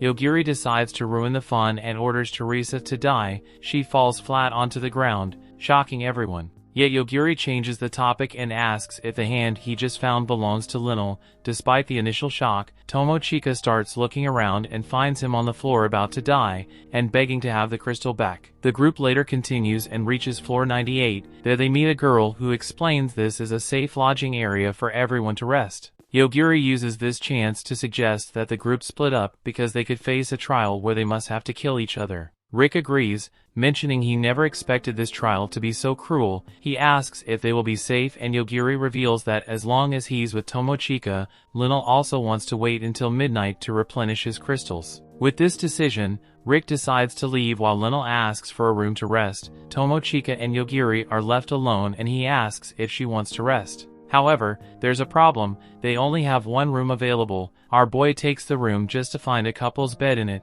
Tomochika reminds him about her spirit ancestor always being present, but the spirit tells her to have fun while she hides inside the wall. Tomochika's worries start to grow as she sees Yogiri bluntly taking off his clothes and changing into his pajamas. He then steps into the bed and lays down like a brick. Tomochika cannot even believe this guy simply went to sleep while in the same room as her. Meanwhile, Lynel is in his room waiting for his crystals. He's happy that he managed to survive this far despite dying 15 times. It's finally midnight and he receives his crystal. However, he notices that instead of 10, he's getting 100 as a special event with a guaranteed ultra-rare item in gacha. He starts playing the gacha thinking he will be getting a weapon or something, but instead he summons a girl. He doesn't understand why he just summoned the goddess who reincarnated him into this world. She thinks she will be joining him as his ally, but she reveals that she's only here to check on him. Despite his confusion, the goddess explains she updated his checkpoint and if he ever dies again, he will respawn in this room. Meanwhile, the swordmaster wants to know how the trial is going. The girl explains she's worried about the number of dead not matching with the number of souls. The old dude tells her to not worry because that should still be enough to maintain the second barrier. Meanwhile, there's a fight happening in a random place. The girl complains about the guy attacking her, but he just claims that he doesn't want to become a sage. The girl reveals that she must kill him if he rejects. She uses her eye to measure his power while confirming his identity as someone who got his powers from God. The guy confirms, but reveals that he can also know her name just by looking at her. He tries to attack her with magic tentacles, but the girl cancels it just by saying some words. He freaks out and tries another attack, but she nullifies it by copying it. He doesn't understand how she can also use his magic, but she claims she can do the same things as him. He tries to cast another magic on the ground, but nothing happens. She explains that God can give and take his powers away. Since he cannot use magic anymore, the guy decides to use his sword. Upon looking at it, the girl realizes she cannot destroy it because of its high fate score. The guy attacks her, but she dodges and slices his head off with her small knife. Suddenly, the knife starts talking, revealing that she received a new mission. Her job is to head to Hanabusa and kill Yogiri and Tomochika. She thinks that dealing with sage candidates is annoying and starts walking away. Suddenly she hears a voice telling her to wait. Turns out it's Fatso, who quickly explains the other guy picked him out from the forest and saved him from monsters. Since he now has nowhere to go, he wants to become her servant. Back in the tower, the spirit hurries one of the two to wake up. Tomochika is the one who opens her eyes first, just to notice Yogiri enjoying his wildest dreams. She quickly gets up and the spirit starts begging for help. Tomochika notices the spirit has half of its body inside the wall and asks what's going on. The spirit explains that she noticed Yogiri clinging onto Tomochika while asleep and tried to give them some privacy. However, she ended up like this after becoming curious and trying to peek. Tomochika starts complaining, but the spirit reveals that the tower is drawing the souls of the dead into a single place. Therefore the walls and floors are trying to absorb her. Yogiri finally wakes up and the spirit asks if he can help her. Upon hearing it, Yogiri tries to kill the absorption function of the tower. The spirit is finally being absorbed into the wall and Tomochika says goodbye. Yogiri then touches the wall to narrow down the target and activates his skill. The spirit manages to get out of the wall and wonders why they are trying to collect the souls of the dead. Yogiri thinks this trial has some hidden objective. He tells Tomochika to be prepared because he will kill anyone who acts hostile without even asking anything. She's confused because that's what he usually does. Yogiri explains he's trying to avoid killing as much as possible. However, the other participants will try to kill them, therefore he cannot hold back anymore. Tomochika thinks that's too late to say because she's already prepared. She then surprises him by stating that he's been using his power to save her. Therefore using his power is the same as her killing someone. She doesn't think it's good to complain when all he does is protect her. She still tells him to be moderate, making Yogiri blush. He turns around mentioning he's hungry and they call for the room service. Meanwhile, the other girl is at the canyon and meets the golden dragon. Fatso tells her to run away because she cannot use her negative ability skill to win against the dragon. Yet she thinks that's easy because there's no way a huge dragon could actually fly. Suddenly the dragon falls flat, and she reveals that her ability is to simply change events as long as she believes them. However, she cannot affect anything with a high fate value. The dragon manages to get up and bites Fatso's arm, but the girl slices the dragon's head off. Suddenly an aggressor appears and starts absorbing the dragon's information. The aggressor suddenly escapes and she notices a tower from a distance. She decides to check the tower to find Yogiri, but the Fatso refuses to, explaining that he will be killed. Meanwhile, Yogiri and Tomochika are making good progress inside the tower, but he doesn't feel it's fair to kill all traps and riddles. Suddenly a random dude appears and tells him to stop cheating. He explains that he's the one who built this tower and that he can appear anywhere he wants. Tomochika complains that's also cheating, but the guy mentions he had a hard time thinking about traps just for someone to appear and destroy everything. Yogiri explains they just want to leave the tower, but he replies they cannot leave. He also reveals this tower exists to maintain the barrier that seals the Dark God. Therefore Yogiri cannot destroy it. Yogiri tries to make a deal. If he lets them leave, nothing will happen. However, the guy doesn't believe him because he could be one of the Dark God's pawns. The guy finally introduces himself as a Glacia of the High Wizard. He tries to give Yogiri some choices, but our boy tells him to die. Tomochika gets shocked and asks if this guy isn't someone important. Yogiri replies the guy was about to kill them and that they should move on. Suddenly, the Swordmaster notices several alerts in the tower system, revealing the soul path was broken. Not only that, but the traps and riddles are being destroyed without activating. Meanwhile, Rick manages to reach 100 points after defeating a random dude and notices a huge fire ahead.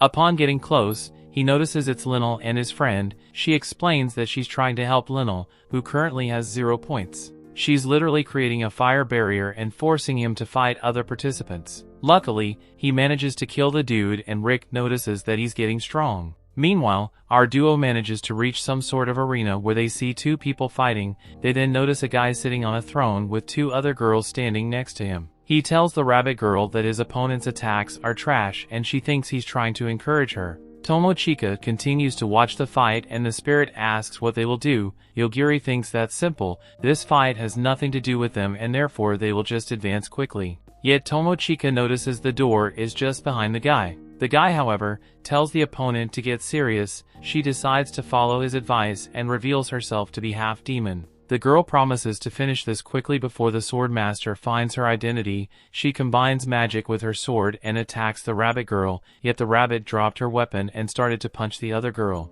Turns out the rabbit girl is focused on close combat instead of swords. Tomochika thinks this is never going to end and Yogiri decides to ask the guy to let me pass through. The guy on the throne asks who he is, but Yogiri simply replies they won't be getting in his way, yet the guy refuses to let them pass because his disciples don't have enough points yet. Yogiri still doesn't think they should be fighting because he and Tomochika only have 6 points combined. The guy freaks out mentioning that's a reason why they should fight. Yogiri dismisses it because he doesn't want to collect points, he just wants to leave. Yet the guy claims he's enjoying this trial and won't let anyone abandon it. Yogiri then confirms with the other girl and she replies that he can do whatever he wants. The guy on the throne thinks this is a chance to watch a 3-on-3 fight. If Yogiri wins he will let them pass. Tomochika starts to freak out, mentioning how awful Yogiri's negotiating abilities are. He tries to explain people just don't listen to him. The half-demon is worried about the other girl's strength because the rabbit is also strong, yet the guy reveals the rabbit is actually his weakest apprentice. He introduces his girls and then reveals that he wants to keep the half-demon and Tomochika for himself. He orders his girls to kill Yogiri and let the rest live, yet they all fall to the floor after Yogiri orders them to die. Since they won, Yogiri and Tomochika start walking away but the guy refuses to give up. He's about to make a move but Yogiri thinks about his death. Tomochika notices it but doesn't say anything. As they prepare to live, the half-demon girl asks if Yogiri is the one who killed everyone. He confirms it and she begs him for his help. Yogiri is unsure of what to do, but Tomochika tells him to at least hear the request. The story continues. We see Theodosia introduces herself to Tomochika and Yogiri. She tells them she wants to find her sister because she heard that her people were being held hostage at the tower. Tomochika thinks that Theodosia is asking for their assistance, but Theodosia tells her their assistance may look like rebellion against the swordmaster. Yogiri tells her the swordmaster already thinks he's against him because of the way he's thrashing the tower. He tells Theodosia his ability would be useless in finding her sister, but they can search alongside her. Theodosia tells him she would appreciate any help he can offer. He asks her if she has any idea where they can start the search and she tells him that underground would be a good place to start. She tells them she can faintly feel the presence of her people. Meanwhile, Lionel, Rick and Frederica entered the same level as the duo and Theodosia tries to remain unseen. Frederica is scolding Lionel for wasting their time and Rick tries to calm her down. Tomochika is pleased to see that Rick and Lionel are safe. Tomochika looks around and she recognizes the room from a previous encounter. The swordmaster Rabe turns back to look at the participants. He sees that just 17 of them have passed so far, and he's about to proclaim them as knights, but he's interrupted because there's an emergency. His assistants tell him that the tower has fallen silent and they're having difficulty maintaining the first barrier. They're still telling him about the problems affecting the tower, when a bright light suddenly blinds them all. After a while the light dissipates and they look up to see a purple portal going through the barrier. Rabe's assistants keep giving a situation report and Rabe gets ready for a battle. A demon suddenly descends from the portal. He thought the barrier would disappear if he blew the tower away. Rick is scared of the demon's aura because he's never seen anything like it. Rabe is not fully prepared for the battle because he didn't expect it to come so soon, but since the demon has already invaded, he has no choice but to engage it in battle. He tells the idiots that their first task as Knights of the Divine King is to defeat the demon. He tells them the continuity of the human race relies on them defeating the demon. Yogiri decides to use this opportunity to go underground and search for Theodosia's sister. Tomochika is surprised that Yogiri isn't doing anything about the demon that just appeared. Yogiri tells her if he defeats the demon, he'll get the attention of the swordmaster, which he doesn't want, so it's more convenient to let the other idiots handle it. Theodosia agrees with him and they make a run for it. Lionel suggests to Rick that they should run away from the battle, but Rick tells him it's too late to escape the demon. Frederica is glad the cowards who would have jeopardized their victory are now gone. Lionel submits himself to his fate and decides to hold onto his crystal for dear life. The demon asks the swordmaster how he can bring down the barrier. He tells the swordmaster he'll spare his life in exchange for the answer. The Swordmaster tells him he's suddenly being true king after destroying his tower. The demon loses his patience and begins taking the lives of the idiots. He tells them to tell him the answer at their convenience or they'll all be wiped out. An idiot decides to attack the demon with his clones, but the demon takes him and his clones out with a flick of his wrist. Frederica decides to shoot her full-powered light beam at the demon, but the demon crunches it out like a piece of tissue paper. A little demon appears behind the demon and he tells Frederica her attack was quite powerful. He tells her it would have dealt some serious damage if it had hit. The Swordmaster now realizes that they are in a bad situation. Frederica tries to attack the little demon with her magic, but he nullifies the magic from her staff. He tells her she's not strong enough to face them and he turns her staff into a huge piece of candy. Frederica is so petrified that her knees give way and she falls to the ground. Rick decides to attack the little demon but he dodges his attack. He can tell that Rick is stronger than Frederica. Rick asks Lionel to look after Frederica while he faces the little demon. Suddenly, Lionel gets a notification and he decides to try his luck in the gacha game. He releases his apology stones, which join together to summon the goddess. She notices he's not in a good mood and he asks her if she just came to check up on him. She tells him she's in a serious mood this time and he's hyped to see that she's going to fight. She tells him the demons are small fry in her eyes and she tells him to watch her take care of them. In the blink of an eye, she approaches the demon and the main demon bows to her and the idiots are surprised by this. The little demon rushes and hugs her like they're old friends, and now the idiots don't even know what is happening. The goddess tells Lionel he was very unlucky to meet her and Lionel now understands that she's going to side with the demons. Yogiri, Tomochika and Theodosia are going down some spiral stairs but it feels like it's unending. The spirit tells Tomochika that a barrier could be tempering with the space. Yogiri figures out that there could be an important room at the end of the staircase. They go further down and Theodosia can sense more of her people's magic. Tomochika tells Yogiri to do something about the barrier but he tells her he can't, because it could be Theodosia's people who put it up. Suddenly they hear a scream which pierces through the barrier. Yogiri is thankful to whoever spared them the effort of taking the barrier down. A blue suddenly apparition passes through Tomochika and she becomes frightened. Yogiri asks her why she's frightened all of a sudden, and she tells him she felt like a blade demon just passed through her whole body. Theodosia sensed something and opened up a stone door on the side of the stairwell. She looks into the room and she can't believe her eyes. The room is filled with containers holding. Yogiri joins her at the door and he tells different specimens, Tomochika, to wait outside because he doesn't want her to see what's in the room. Theodosia walks up to the container and Yogiri asks her what for people are in there. She tells him those are her people and she's shocked to find them in such a state. She's somewhat relieved her sister is not in one of the tubes. Yogiri figures out that they were put in such conditions to strip them of their magic powers, and Theodosia decides to put them out of their misery. She breaks the glass jar and they leave the room. Tomochika asks Yogiri what their next line of action should be, and he tells her they need to go back up first before he can decide. He asks Theodosia what she'll be doing and she tells him she'll avenge her people by taking the Swordmaster's life. The goddess is still catching up with the demons, but because of the tough situation the Swordmaster finds himself in, he decides to bestow the Swordmaster title on Rick. Rick is surprised by this, but the Swordmaster knows he's the only choice he's got. He tells Rick he'll automatically become the Swordmaster if the demons take his life. The Swordmaster tells him he has no intention of losing to the demons. He tells Rick his huge status allows him to utilize the power of the tower. He tells him he should be able to put up a fight with the tower's powers. Lionel apologizes because it was his fault they were in this situation,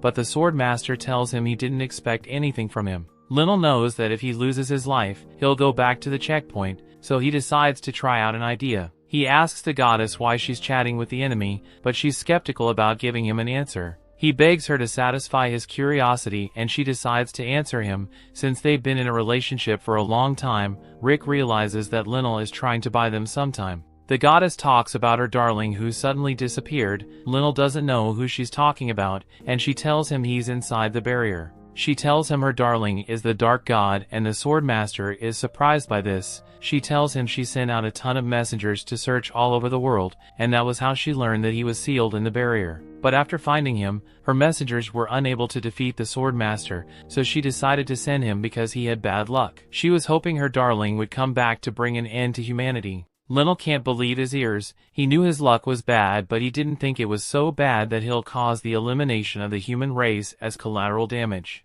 The little demon tells her the barrier has almost dissipated and she decides to check it through her mirror. She's pleased to see that the creator of the barrier and the goddess killer are both gone. She knows they would have been a problem to deal with if they were around. She tells Linnell he's a walking apocalypse and he decides to take his own life to end it all. The goddess tells him she took away his random walkability, and she tells him to watch her darling come back to life before he inevitably loses his. She brings out the barrier core from the tower so she can crush it and bring down the barrier. The Swordmaster knows that there is nothing they can do to stop her. Yogiri, Tomochika and Theodosia emerge from the stairwell and Tomochika can see that the other idiots are in a bad situation. The goddess decided to break the core and bring her darling back to life. She crushes the core and the barrier breaks open. The Divine King steps in to put an end to the demon god. Theodosia uses that distraction to take down the Swordmaster. The goddess is still in shock at her darling's demise, and the sword monster uses that opponent to stab her with his sword. The monster disappears and Linnell immediately goes over to heal the goddess. She gets back to her feet and begins acting like a crazed goddess. The demon goes to pick up the demon god,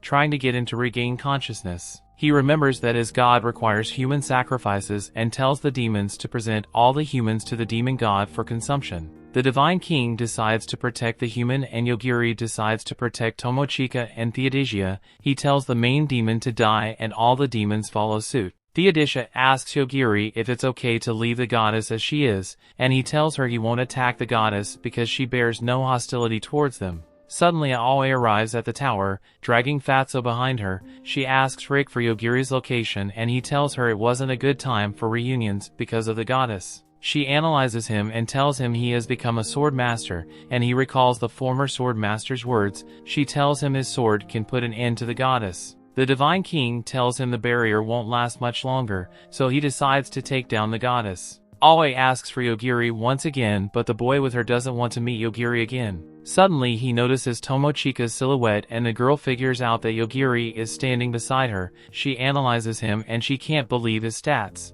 She's so mind-blown and she becomes nauseous. She sees that Yogiri is the culmination of the fate of the world in the shape of a man. Tomochika recognizes Fatso and asks him why he's at the tower. He tells her he was brought there against his will. She barfs, but she tells them she would be fine after she gets some rest. She tells Yogiri she came to deliver Fatso to him, but Yogiri tells her he doesn't want him. She decides to dispose of Fatso, but he's tired of being treated like trash, so she abandons him. Yogiri takes the census of the humans left after the battle, and Rick asks Theodosia the reason for her actions. She tells him she did it to avenge her people. Rick tells her he's the new sword master, and she asks him if he's going to continue in the evil ways of his predecessor. Yogiri tells her they need to check underground, and he promises to help her get revenge. Rick thinks that Yogiri is powerless, but the Divine King tells him only Yogiri had the power to defeat the demon god. The Divine King thanks him for his services, and Rick wonders what Yogiri is made of. He asks him what he plans to do next, and Yogiri tells them they'll be heading to the capital. They all decide to go to the capital for one reason or the other, including Theodosia.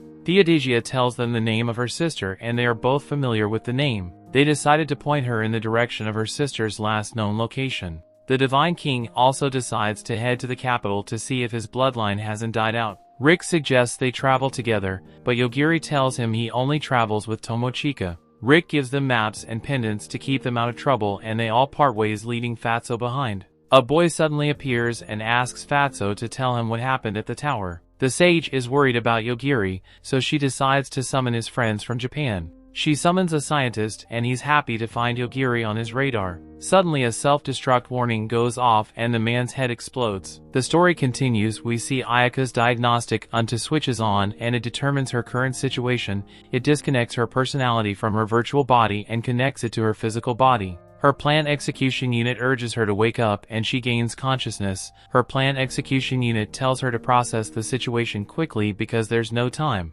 Ayaka looks around and she wonders where she is. Her plan execution unit tells her she's an android and her battle unit is happy the AI unit was able to bring her to life. Her judgment unit is her sentimental unit that has the highest authority over her. Her medical unit does a scan and realizes that she has sustained serious injuries. It informs her that she'll shut down in 39 minutes and she's surprised. Her judgment unit asks her to choose between continuing with human imitation or lifting the restrictions and proceeding with the next course of action. Ayaka realizes that she lost her life. She's pissed that she was used as bait by some jerks and she lost her life in the process. Her judgment unit takes that as command to lift the restrictions. Her battle unit tells her to get into action, and she wonders what she has to do. Her battle unit tells her they'll need a lot of materials to recover. Ayaka spots an experimental dragon, and her battle unit tells her they can use it to facilitate her recovery. She takes some dragon skin and consumes it reluctantly but she digs improperly. Asaka is preparing breakfast, but she's pissed that the agency didn't provide her with a rice cooker. The meal she's preparing is missing some ingredients. She decides to taste it and she's horrified by what greets her taste buds. She dishes out the food and Yogiri eats it, but he complains. He tells her the food is yucky and too sticky. She's surprised that's all he had to say to her after she made him breakfast. He tells her he can't compliment her because the food is gross, and she shuts him up angrily. She tells him a guy should never complain about the food a girl cooks for him because it's unattractive. Yogiri doesn't understand what she's talking about, and she forces him to eat the food and say that it's delicious. Yogiri gives in and eats it, telling her that it's delicious. Asaka takes a bite and she realizes the food tastes so bad that she could throw up. After breakfast, she's getting ready to do the dishes. She looks through her work instructions and she sees she has to provide the minimum in education. She's pissed because she doesn't know how she'll do that. She hopes just teaching Yogiri at elementary level will be enough. Yogiri is working out some problems when Asaka hears someone come into the house. She wonders who it could be and Yogiri tells her it could be the courier. Asaka opens the door carefully and she sees a girl carrying a bag and she asks the girl who she is. The girl tells her she came to bring them groceries with the robot voice. Asaka realizes she's a robot and she wonders if it's safe to allow Yogiri to grow up whole surrounded by robots. She tells the girl to also bring them other things. She tells her to bring her an elementary textbook, a microwave, a rice cooker, a hot water dispenser, a TV, a console, and a dog. Yogiri tells her he's done with the work and she realizes he finished early. She decides to take him outside and she's happy with the view. She can't believe they're underground. Yogiri tells her there are some floating things on the ground and she tells him it's because it's a farm. Asaka has a bad feeling that she won't make it out of there alive. At the end of the month, Asaka presents her monthly report. Her supervisor, Yukio, is surprised she lasted the whole month. She tells him she won't last much longer because she doesn't think she can give Yogiri the minimum education he needs. He tells her she can make it work,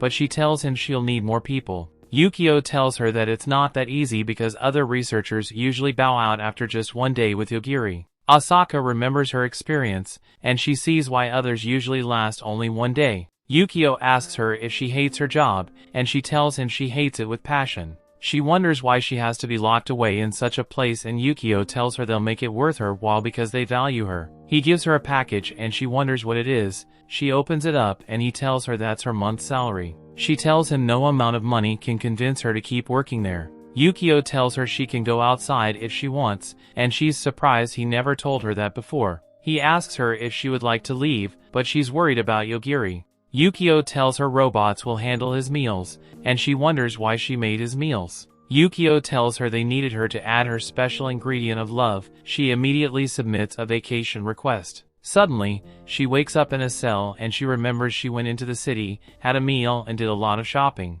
She spent a night at a high-class hotel, but she can't remember how she got to the cell. She wonders if she was caught, and a voice from a communication device tells her they won't cause her any harm. The voice tells her their organization disrupts anomalies and seals them away to protect the world. They just want to have a word with her. The next day, Yogiri asks his courier robot where Asaka is and she tells him Asaka went on vacation. Yogiri isn't happy to hear this. He sits outside to read, wondering when Asaka will come back. Yogiri sees that his dog is also lonely and he decides to find Asaka by himself. He asks the robot about Asaka's whereabouts and she tells him she doesn't know. He asks her to bring the researchers who know her location to him. She tells him she can't go out because she cannot open the door from inside. Yogiri somehow contacts the control room, and he tells them to open the door. They are thrown into a panic and they decide to contact Yukio. He rushes down to the control room, only to see all of them slumped on the floor. He asks his colleague what's going on, and the scientist tells him that Yogiri is controlling the lady scientist, and anyone who tried to stop her lost their life. Yukio is surprised that Yogiri can do that. He orders his security detail to shoot the lady scientist, but he suddenly slumps to the ground. Yogiri enters the room and asks Yukio about Asaka, and he tells him she's on vacation. Yogiri asks him when she'll be coming back, and he tells her she won't be coming back because she was taken away by the agency. Yogiri wonders if he'll help her, but he tells him he can't help her because the organization has a global reach and they are not powerful enough to stop them. Yogiri decides to go help her, and he tells Yukio to keep his murder spree a secret. Yogiri goes to the agency base and he tears through everything. He asks those in charge where Asaka is. They think Yogiri's power is to take out anything he sees. They decide to take him about before he sees them. They set up an ambush, but Yogiri takes them out. Asaka is pissed that she didn't get a job at a conventional place and she wonders how Yogiri is doing. She suddenly hears some commotion outside and she decides to use the chance to escape. The door suddenly opens and a woman points a gun to her head.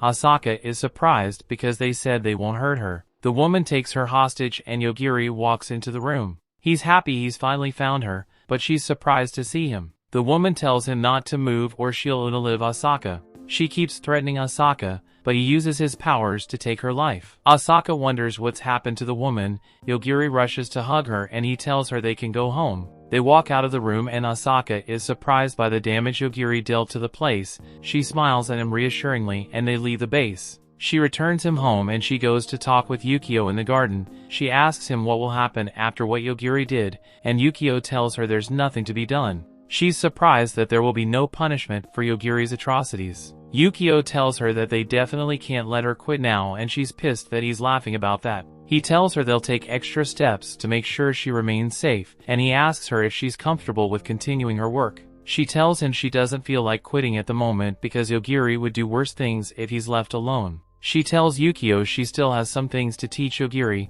just to make him happy. Yogiri tells her he wants to play a game, and she tells him she'll join him soon. She leaves Yukio and runs into the house. She suddenly realizes that she forgot her bag at the agency base, and she said that she lost her month's salary. Tomochika looks at Yogiri as he sleeps in her car. The spirit Mokomoko tells her she should just spend the rest of her life with him, and she is surprised her spirit can tell what she's thinking. Mokomoko likes Yogiri's looks so much that she's eager to inject some of him into their bloodline. Tomochika tells her spirit that she has to let Yogiri make his own choice. Yogiri wakes up and Tomochika tries to keep her conversation with her spirit a secret. She wonders what they'll do now that they're in front of the royal capital. Mokomoko informs her that they are being surrounded by soldiers. The lead security guard tells them to step out of the vehicle and Tamika hopes they don't get arrested. Yogiri tells her they'll fight back if that happens and Tomochika knows it won't be much of a fight. The chief guard introduces himself as Torx and he tells them their vehicle belongs to the Immortal Corps. Yogiri tells them they're not in the Immortal Corps. He tells him they got the vehicle from the Mayor Ryuta and Tomochika can see that Torx doesn't believe them. Yogiri tells him they're candidates for this Sage of Shion and they come to do something like a trial. Torx decides to appraise their gifts, but Tomochika is skeptical about letting him do that. Yogiri tells her to trust in Celestina and a soldier appraises them. Torx looks at the result, and he sees that they are sage candidates, but he still doesn't trust them because he knows the results can be forged. Yogiri shows him an amulet and they immediately go on their knees. Tomochika asks him what the amulet is, and he tells her Rick told him to show that to whoever holds them up in the royal capital. He gives Tomochika her amulet and he tells her it's engraved with the royal family crest. Torx is about to let them through but David, who is the youngest in the royal family, tells them the amulet means two things. Firstly, they are Rick's acquaintances, and secondly, they are knights of the Divine King. He tells them the amulet doesn't allow for lawlessness and Torx tells him not to be rude. David asks Torx to show him the holy sword he received from the Swordmaster, since he's a knight of the Divine King. Yogiri tells him he didn't receive a holy sword and David can't believe that Rick is a swordmaster. He tells Yogiri to back up his title with his swordsmanship. He tells him he can't lose to someone like him who's skillless with the sword since he's a knight of the king. Tomochika wonders if they should turn back but Mokomoko urges her to fight. Tomochika knows that she can't beat opponents with a high fantasy level. Mokomoko tells her that David's fantasy level is low. Yogiri tells her to give it a shot, and he assures her he'll take care of things if they get dicey. They begin the battle and Yogiri notices that Tomochika's sword style is unorthodox. Mokomoko tells him the family style is to mislead opponents with their movement. Yogiri thinks they're having a stare down, but Mokomoko tells him Kamachika is already moving. She's hiding her left leg so David can't see her move, and she's also waving her sword back and forth to make David misjudge the distance. Tomochika suddenly throws her sword into the air and rushes past David and hits him with a low blow. Yogiri is surprised by her moves. Torx declares her the winner and the guards are astonished by her moves. After the fight, Yogiri touches the castle walls and sees that it's enchanted. David tells him the walls were built by an ancient wizard and they can withstand any attacks. David is surprised to find out that Yogiri knows the wizard. Tomochika wonders why he's tagging along with them and he tells her he wants to be their guide. They enter the castle and Tomochika notices a lot of martial artists. David tells her they are explorers who will challenge the underworld. Tomochika is surprised that an underworld exists. David tells her a Dark Lord rules the underworld and his spawns were trying to escape. Yogiri tells him he doesn't have to show them around anymore since they're close to their destination. David leaves them, and Tomochika thinks that Yogiri was a bit rude. He tells her they have to discuss meeting their classmates. Tomochika thinks they need to come up with an excuse for escaping the bus, but Yogiri tells her she first needs to decide if she'll forgive them or not. They go to see the king, and Yogiri is surprised by the number of people present. The king begins addressing them, but Shinya, a sage candidate, challenges the king. Tomochika can't believe he's that dumb. The king tells him this is not the first time a sage candidate has challenged, and he immediately puts him in his place. The candidates are surprised that the Eroge Master's ability didn't save Shinya. The king tells them to be quiet and he tells them they need to accomplish a huge achievement to become sages. The story continues. We see Shion walks through a forest, but the scene suddenly changes and she sees Aoi hurtled in front of her. Aoi blames her for causing their present predicament because she summoned Yogiri and his friends. Aoi thinks Yogiri will bring an end to the whole world, and she tells Shion she didn't want to be involved in her schemes. She's convinced Yogiri isn't even human. Aoi's sword tells Shion that Aoi has been acting like that lately. It hoped Aoi would get better with Shion by her side, but that was not the case. Shion figures out that Aoi had an encounter with Yogiri and she asks the sword if it learned anything about him. Elsewhere, Lu presents the information she got from Fatso named Damon, who is one of the sage candidates. Lu meets Damon, but he's skeptical about revealing all he knew about Yogiri to her. He was convinced Lu would take his life after he spilled the beans, but he had no choice but to do it anyway. He tells Lute how Yogiri was able to take out people easily like it was nothing. Lute notices he has a look of desperation on his face to survive, and she wonders why it suddenly changes. Lute isn't convinced by his story because she can't believe someone can take other people's lives if he just wishes it. She decides to put Yogiri at the top of her priority list. Damon wonders how she'll take Yogiri's life, and Lute tells him she'll get help from someone stronger than her master. She takes a weird-looking key out of her jacket, and she reveals that it's the key to the seal. Damon wonders what the seal is holding, and she tells Damon the seal is holding her master's younger sister. Damon decides to flee for his life since Lute has someone she can rely on to battle Yogiri, but Lute stops him. Lute doesn't know Yogiri so well, so she decides to keep Damon with her as a guide. Damon protests that it would be embarrassing for them to be seen together, and Lute decides to cast a recognition block spell. The king addresses the candidates in front of him. He tells them if they can travel to the world underneath and conquer the Dark Lord, the sages would acknowledge that as a great achievement. But he's convinced the candidates lack their requirements to achieve such defeat, but he has to keep to his end of the deal. He tells them they'll prepare a base for them, and he tells them to always remember that the royal family can cause the gift to weaken. He tells Shinya his finger will reattach when there's enough distance between them, and he leaves the room. Yogiri wonders what they should do, and Tomochika calls out to her classmates. They're all surprised to see her live, but she is pissed that nobody acknowledged Yogiri. While some of her classmates express their worry about her, some were not happy to see her alive and well. The Divine King arrives by train and she walks towards the city. She's surprised by how large the city has gotten. She is welcomed by Holaris, who is the Archbishop of the church. The Divine King planned to go home directly, but things changed and she wasn't sure of what to do. Holaris decides to show her the way to her home. When they arrive home, Holaris tells her that though everyone is glad she's back, they had hoped she would still be suppressing the dark god of the canyon. She tells him the god of the canyon was defeated, and he asks her about the sealing key. She doesn't know what he's talking about, and he can see that she is genuinely ignorant, and he casts spell on her. Yazaki tells Yogiri and Tomochika that he didn't do wrong by leaving them behind. Yogiri is indifferent about his betrayal, but Tomochika is pissed. She doesn't want to complain because it'll just irritate her even more. She asks Yazaki if he thinks their presence in the castle is bad. He's about to answer when Sora cuts in and telling him they should help each other since they have such few allies in the world. Yogiri doesn't recognize her, and Tomochika tells him she's a famous idol in the entertainment industry. Yazaki tells her he doesn't trust Yogiri and Tomochika, and Sora understands his distrust because he would seek revenge if he was in their shoes. The boys go to their dorm and Yugo complains about their movement restrictions. Yukimasa realizes that Yogiri doesn't recognize them, and they both introduce themselves as the losers of the class. Yugo is surprised Yogiri doesn't recognize him, though they've spoken a lot. He tells Yukimasa that Yogiri's insect hunter class makes him a loser because he can only kill bugs. Yogiri asks them about their abilities, and he finds out Yugo has the cook class, while Yukimasa has the reading class. Someone knocks and Yugo gets the door. He's surprised to see Fukai, who requests an audience with Yogiri. Meanwhile, in the girls' dorm, Rumiko is telling Tomochika about the three erode and nobles consisting of Shinya, Keiichi, and Mitsuo.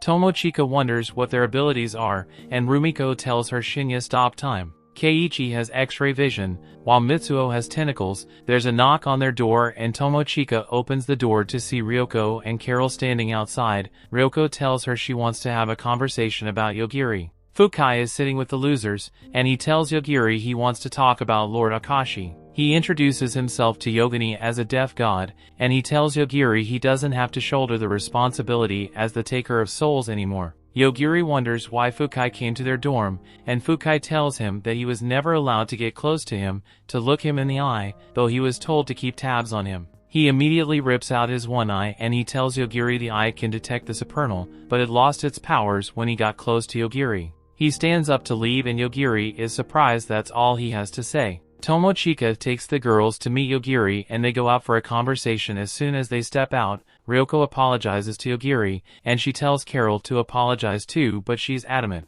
Carol is surprised to see Ryoko acting so erratic when she's usually so calm. Yogiri realizes they know about him, and Carol tells him she's from the agency while Ryoko is from the institute and Fukai is from the cult. She tells him they were sent to keep an eye on him, and Yogiri didn't expect to have 3 babysitters. Yogiri asks Carol for more information. Euphemia sits on a tree stump, wondering what Theo, her elder sister, is doing. A vampire finds her and goes to take her life so she can become the heir to the blood origin. The vampire is about to attack her, but Euphemia tells her to stop and she's immobilized. Euphemia immediately gets flashbacks of Lane's memories whose blood she ingested. Carol tells Yogiri that Sora uses her vow powers on students to prevent them from using the skills. They were fine with the 3 erode nobles as long as they weren't stopping time, but they weren't sure if they were using their X-ray vision skill. Carol tells them Sora became the leader because Yazaki couldn't get them together. Yogiri realizes that whoever breaks Sora's vow loses their life. Carol wonders why Yogiri met with them,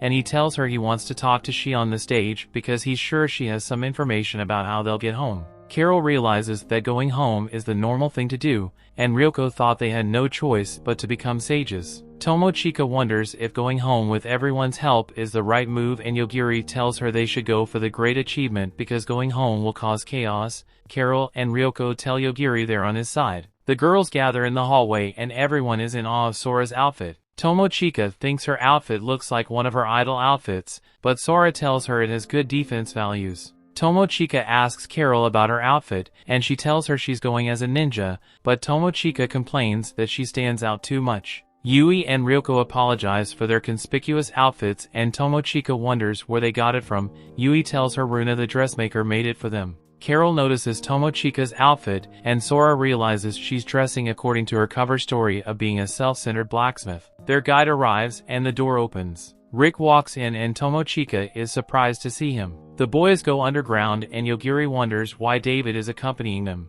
David tells him he can suppress a low-level demon's power easily because of his royal family's ability. Haruto wonders if David can also seal their powers, and David tells him that he can. He decides to just guide them to where the demons. The ladies are battling against several monsters, but they subdue them easily and Rick can see that he isn't needed. Tomochika just realized that Rick was the prince of the kingdom of Manii. Sora interrupts them and she asks Tomochika if she's ready to go. Tomochika reverses the question, and Sora confesses she won't need to fight since they have Ryoko and Carol. Tomochika sees a skeleton and wonders if martial arts attacks will work on it.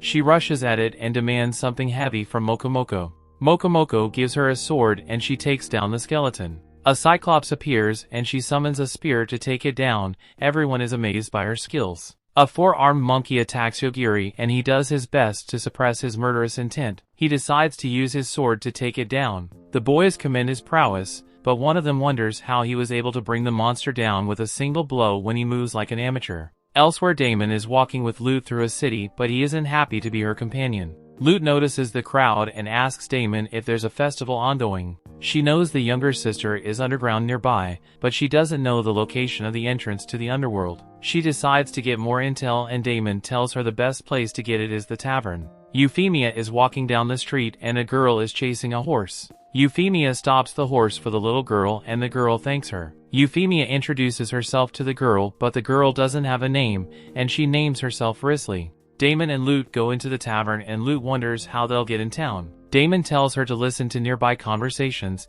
and she's disappointed he doesn't have a good idea. She asks a waiter if there's an ongoing festival and the waiter tells her the people are celebrating. The sage candidates who have reached the 5th floor of the underworld in record time. Damon notices the 3 erode nobles and warns Lute that they can't be discovered by them. Lute uses a recognition blocker spell, so they don't get noticed. The Eulogia complain about Yogiri stealing all the beautiful girls, but a lady suddenly approaches their table. Keiichi is about to break his vow and use his technique, but the lady turns out to be Ayaka. She beats up Shinya to get her revenge, and the others can't stop her. She tells Keiichi to inform everyone that she'll beat them all one day at a time until they lose their lives. Everyone runs out of the tavern and Damon realizes that he may also be a target of Ayaka, since she's pissed about being left behind. Shion walks into the tavern and she recognizes Damon. Lute is surprised her recognition blocker didn't work. Damon decides to take his leave and Shion wonders why. He tells her they need information about the underworld and he wants to get it from another tavern. She offers to tell him about it and Lute tells him not to bother trying to escape because he can anger Shion. She asks him about Yogiri and he tells her everything. She's surprised Yogiri can detect murderous intent and Lute wonders what she'll do about him. She offers to take him out, but Shion tells her she can't do anything to Yogiri. She decides to take out Damon since he's now useless to her, but her attack doesn't work against him. He asks her about the entrance to the underworld and she tells him how to obtain a ticket to the entrance. She decides not to take his life after giving him such information. Tomochika asks Yogiri what he does during the day and he tells her he plays games. She is pissed she has to take down monsters all day. Yogiri asks about the underworld and she tells him they've cleared the 5th floor and would explore the 6th the next day. Yogiri reminds her that there's a dark god on the 7th level, and he wonders if it'll be easy to take down. Carol tells him they'll barely make their 1-month deadline. Yogiri is optimistic Shion would show up, even if they lose. Yogiri asks about Shinya and Ryoko tells him Ayaka took his life and she swore to take the lives of everyone in their class. Yuichi tells Shion the sage candidates would soon reach the 7th floor, and she decides to put a wrench in their plans. He tells her the dark god won't be so easy to defeat. He wonders what she'll do about Yogiri, but she tells him she hasn't made up her mind. There's a knock on the door, and Yuichi wonders who it is. Shion tells him it's a door-to-door transporter, but Haruto enters room. He asks Shion for an extension of the time limit and she tells him she can't extend the deadline for free, and she made a deal with him to get rid of Yogiri. The story continues. We see Ayaka's unit tells her it has completed its analysis of the dragon meat she consumed. The unit proceeds to extract the dragon language from the ingested specimen, which surprises Ayaka. The unit creates activation keyword, but she's suddenly hit on the head by a large rock. The unit informs her that she can now search with dragon sense, but Ayaka doesn't see the use of it. Her unit informs her that they've gotten the location of the sniper, and it recommends she uses dragon wings to get close to the location. She dodges some rocks, and then she uses the dragon wing to fly up to the sniper's tower. She wonders why the sniper, who is called Riona, is involving unrelated people. She tells her she had to do something about her so she could sleep peacefully at night. She rushes at her with fists, but Ayaka generates shields that block all her attacks. She wonders how strong she is compared to the rest of her class. Riona tells her in hand-to-hand combat, she's the strongest person in her class. Ayaka has had enough of Riona, so she decides to use her dragon claw to take out her right arm. She can see that it won't be difficult to deal with the rest of her class. Riona tells her she was only able to defeat her because her abilities were sealed, which surprises Ayaka, and her unit informs her that the royal family in the area has the ability to weaken a gift's power. Ayaka decides to come back to fight Riona when the seal on her power is gone and she walks away. Lute and Damon go underground and Lute can see they are just on the first floor. She tells Damon her lord's little sister should be on the last floor underground, and he wonders if she'll just walk straight to meet her. Lute tells him she can leave him behind if he doesn't like plan, but he tells her they'll never reach their destination if they keep walking aimlessly. They suddenly see a lady in front of them and Damon wonders if she's an explorer. Lute recognizes the lady is Lady Mana and she wonders what she's doing underground. Lady Mana tells her she got a whiff of her brother's scent underground, so she decided to come to the first floor. Damon wonders if she's the person Lute is looking for and she tells him she's the one. Elsewhere, Ryosuke walks into his apartment and he sees a request from the Assassin's Guild. He opens it up and he sees his target is Yogiri. Yogiri welcomes Tomochika back to the hideout and she wonders why he's just sitting about. He wonders if she thinks he's just lazing about. He decides to demonstrate something to her by taking off a few petals from the rose flowers in a vase. Tomochika wonders what he's doing, and he tells her he's learning to tone down his power. He decided to learn how to tone it down because he knew he'll need to tone it down to get information from the sage. Tomochika wonders if he's done anything besides that, and he tells her he took a stroll around the city while eating some food. Tomochika wonders why he's having a good time in that world on his own, but he informs her that he was targeted while walking around the city. She tells him that isn't a good thing, and he tells her he needs her help. Damon wonders why Lady Mana was sealed underground, and she tells him she doesn't really know the reason. She tells him she must have done something wrong, since it's her little brother that sealed her. Damon wonders how she was able to come up to the first floor, and she tells him her brother was kind enough to make the seal, so weak that she could break out whenever she wanted. Lute tells Damon her master definitely used his full strength to seal her. Lady Mana tells Lute she is perceiving her brother's scent from her and she wonders if Lute has any of his belongings. Lute presents her with the key to her seal, which gladdens her. Ayaka's battle unit informs her that it's found the king's chambers, and a person who looks like the king. Ayaka breaks into the king's chambers and the king of Mania wonders who she is. She confirms he's the king of the country, and she asks him to deactivate the seal to weaken the gift. The king tries to attack her with fire, but she uses her dragon scale ability to block it, which surprises him. She uses her dragon fang attack on him, and she's surprised by how quick he loses his life given how confident he was. She asks his concubine if he was really the king, and the concubine confirms it. Ayaka is convinced the seal will be broken with the king gone. Lady Mana leaves underground and returns home, where she's welcomed by her spawn. Damon is surprised she got offsprings with her brother, but Lute tells him they were birthed from her imagination. Ayaka goes back to inform Riona that she has defeated the king, and since he's healed, she decides to continue the fight with her. Ayaka wonders if the seal has indeed been broken, and Riona jumps out of bed to use her to test that theory. They get into a fierce battle and Riona floors Ayaka. She continues pummeling her, but Ayaka uses her dragon fang to take off Riona's arm again. Riona wants to keep fighting, but Ayaka immobilizes her with her dragon tail ability and squeezes the life out of her. Tomochika wonders what Yogiri wanted her help for, since they're just walking through the city. He tells her he wants to be targeted without taking the life of whoever is targeting him. Yogiri asks her to use her good eyesight to help him spot the enemy. He notices she looks a bit angry and she tells him she'll tell him about her mood if he buys her lunch.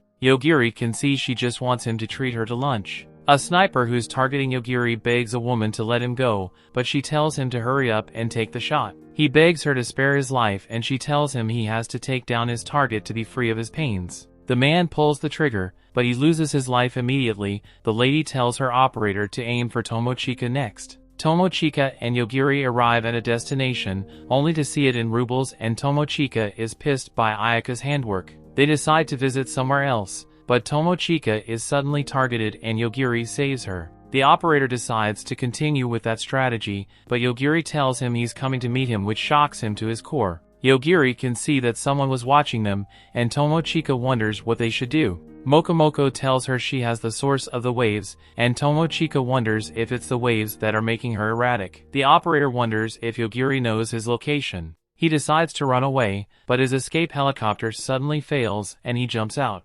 Tomochika suddenly attacks him mid-air and Yogiri appears before him. Yogiri asks him not to run and he obeys, which makes Yogiri realize that the operator knows about his power. The operator tries to feign ignorance, but Mokomoko shows him the spirit he sent to attack them. The operator wonders how the Princess of Spirits lost, and Mokomoko tells him no spirit can defeat her. Mokomoko also shows him that she defeated the King of Spirits, which pisses the operator off. He summons a wolf spirit, but Yogiri takes it out instantly with his death skill. He forms a pact with Yama, the queen of the dead world, but then he tries to stop it, but it's too late. Yogiri takes her out easily. The woman who is a clone comes out of nowhere to protect the operator by attacking Yogiri, but Tomochika saved him. Yogiri approaches the clone, called Enju, and he deactivates her. Tomochika wonders who she is, and Yogiri promises to explain later. He asks Ryosuke the operator to spill all the information he knows. Haruto visits Ryosuke's hideout and he can't believe Yogiri is so strong because he thought Yogiri was aloof. Lute apologizes to Damon for dragging him along with her and he can't believe she's so honorable. She gives him a key and informs him that he's now the representative of her master. He wonders why she isn't holding onto the key herself, and she tells him Lady Mana will probably take her life for allowing her master to die so easily. Damon tries to reason with her, but she tells him she enjoyed their time together. Damon can see that she's raised a death flag. Yogiri interrogates Ryosuke and he tells him everything he knows. He promises to leave Yogiri alone, but Yogiri tells him he's going to lose his life since he can create as many Enju clones as he wants with his ability. Ryosuke begs for his life, but Yogiri takes it anyway. Lady Mana enters her seal and Damon wonders what the seal is for. She tells him her brother placed the seal to protect her and Damon doesn't understand the use of a seal. She can enter and leave whenever she wants. The keyhole appears and Lute dreads what comes next. Yogiri explains that Enju is a friend he used to play with when he was little, and Momochika wonders she's a robot. Yogiri tells her the robot was modeled after Enju, and it was made to take his life. Yogiri tells her he wants Enju to rest forever and she misunderstands him. He notices she looks sad and he tells her Enju is still alive and well. Tomochika wonders why he was talking about letting her rest and he tells her he was referring to the robot. Tomochika is happy she doesn't have to fight the clone of someone who has lost her life. Ayaka attacks Yugo, the class cook, with her dragon claw, but he hurts her and she's surprised his attack passed through her dragon scale. He tells her he can slice through any ingredient and she tells him his skill description is too broad. She attacks him with her dragon claw skills again, but he's unaffected by it. She wonders if that's another of his chef's skills, but he explains that he can create several meals, and he creates several clones. Ayaka thinks he can do anything with his chef's skills. The class reader can see in his book that the battle has already been decided. Yugo's clones attack Ayaka, but she destroys them all with her dragon breath ability. Yogiri and Tomochika notice Ayaka from a distance, and they're surprised to see that she's still alive. Later in the day, Sora informs them that their class is down to 18 students because Ayaka has taken down 8 of them. They are surprised that no one was able to defeat Ayaka. Sora tells them Ayaka is able to win because she is singling out her victims. She informs the class that they have been asked to leave the kingdom immediately and they wonder why the kingdom is going against the sage's orders. She tells them the kingdom will be destroyed if things continue as they are. She tells them all to proceed underground and clear their mission as soon as possible. Yogiri and Tomochika go to the 6th floor underground accompanied by David. Yogiri wonders why David is accompanying them, and he tells them he wanted to see the 6th floor with his own eyes. Yogiri tells him to be careful, but David says everything would be alright as long as Yogiri defeats the Dark God. They arrive at the Dark God's castle, where they are greeted by thousands of monsters. Yazaki leads the class in siege formation and they run through the monster easily. Lute decides to confess to Lady Mana that her brother has passed away. Damon tells her Lute needs her help to get revenge, and Lady Mana tells him she will have her revenge. She tells him she has to give birth to her brother first before that, which surprises Damon.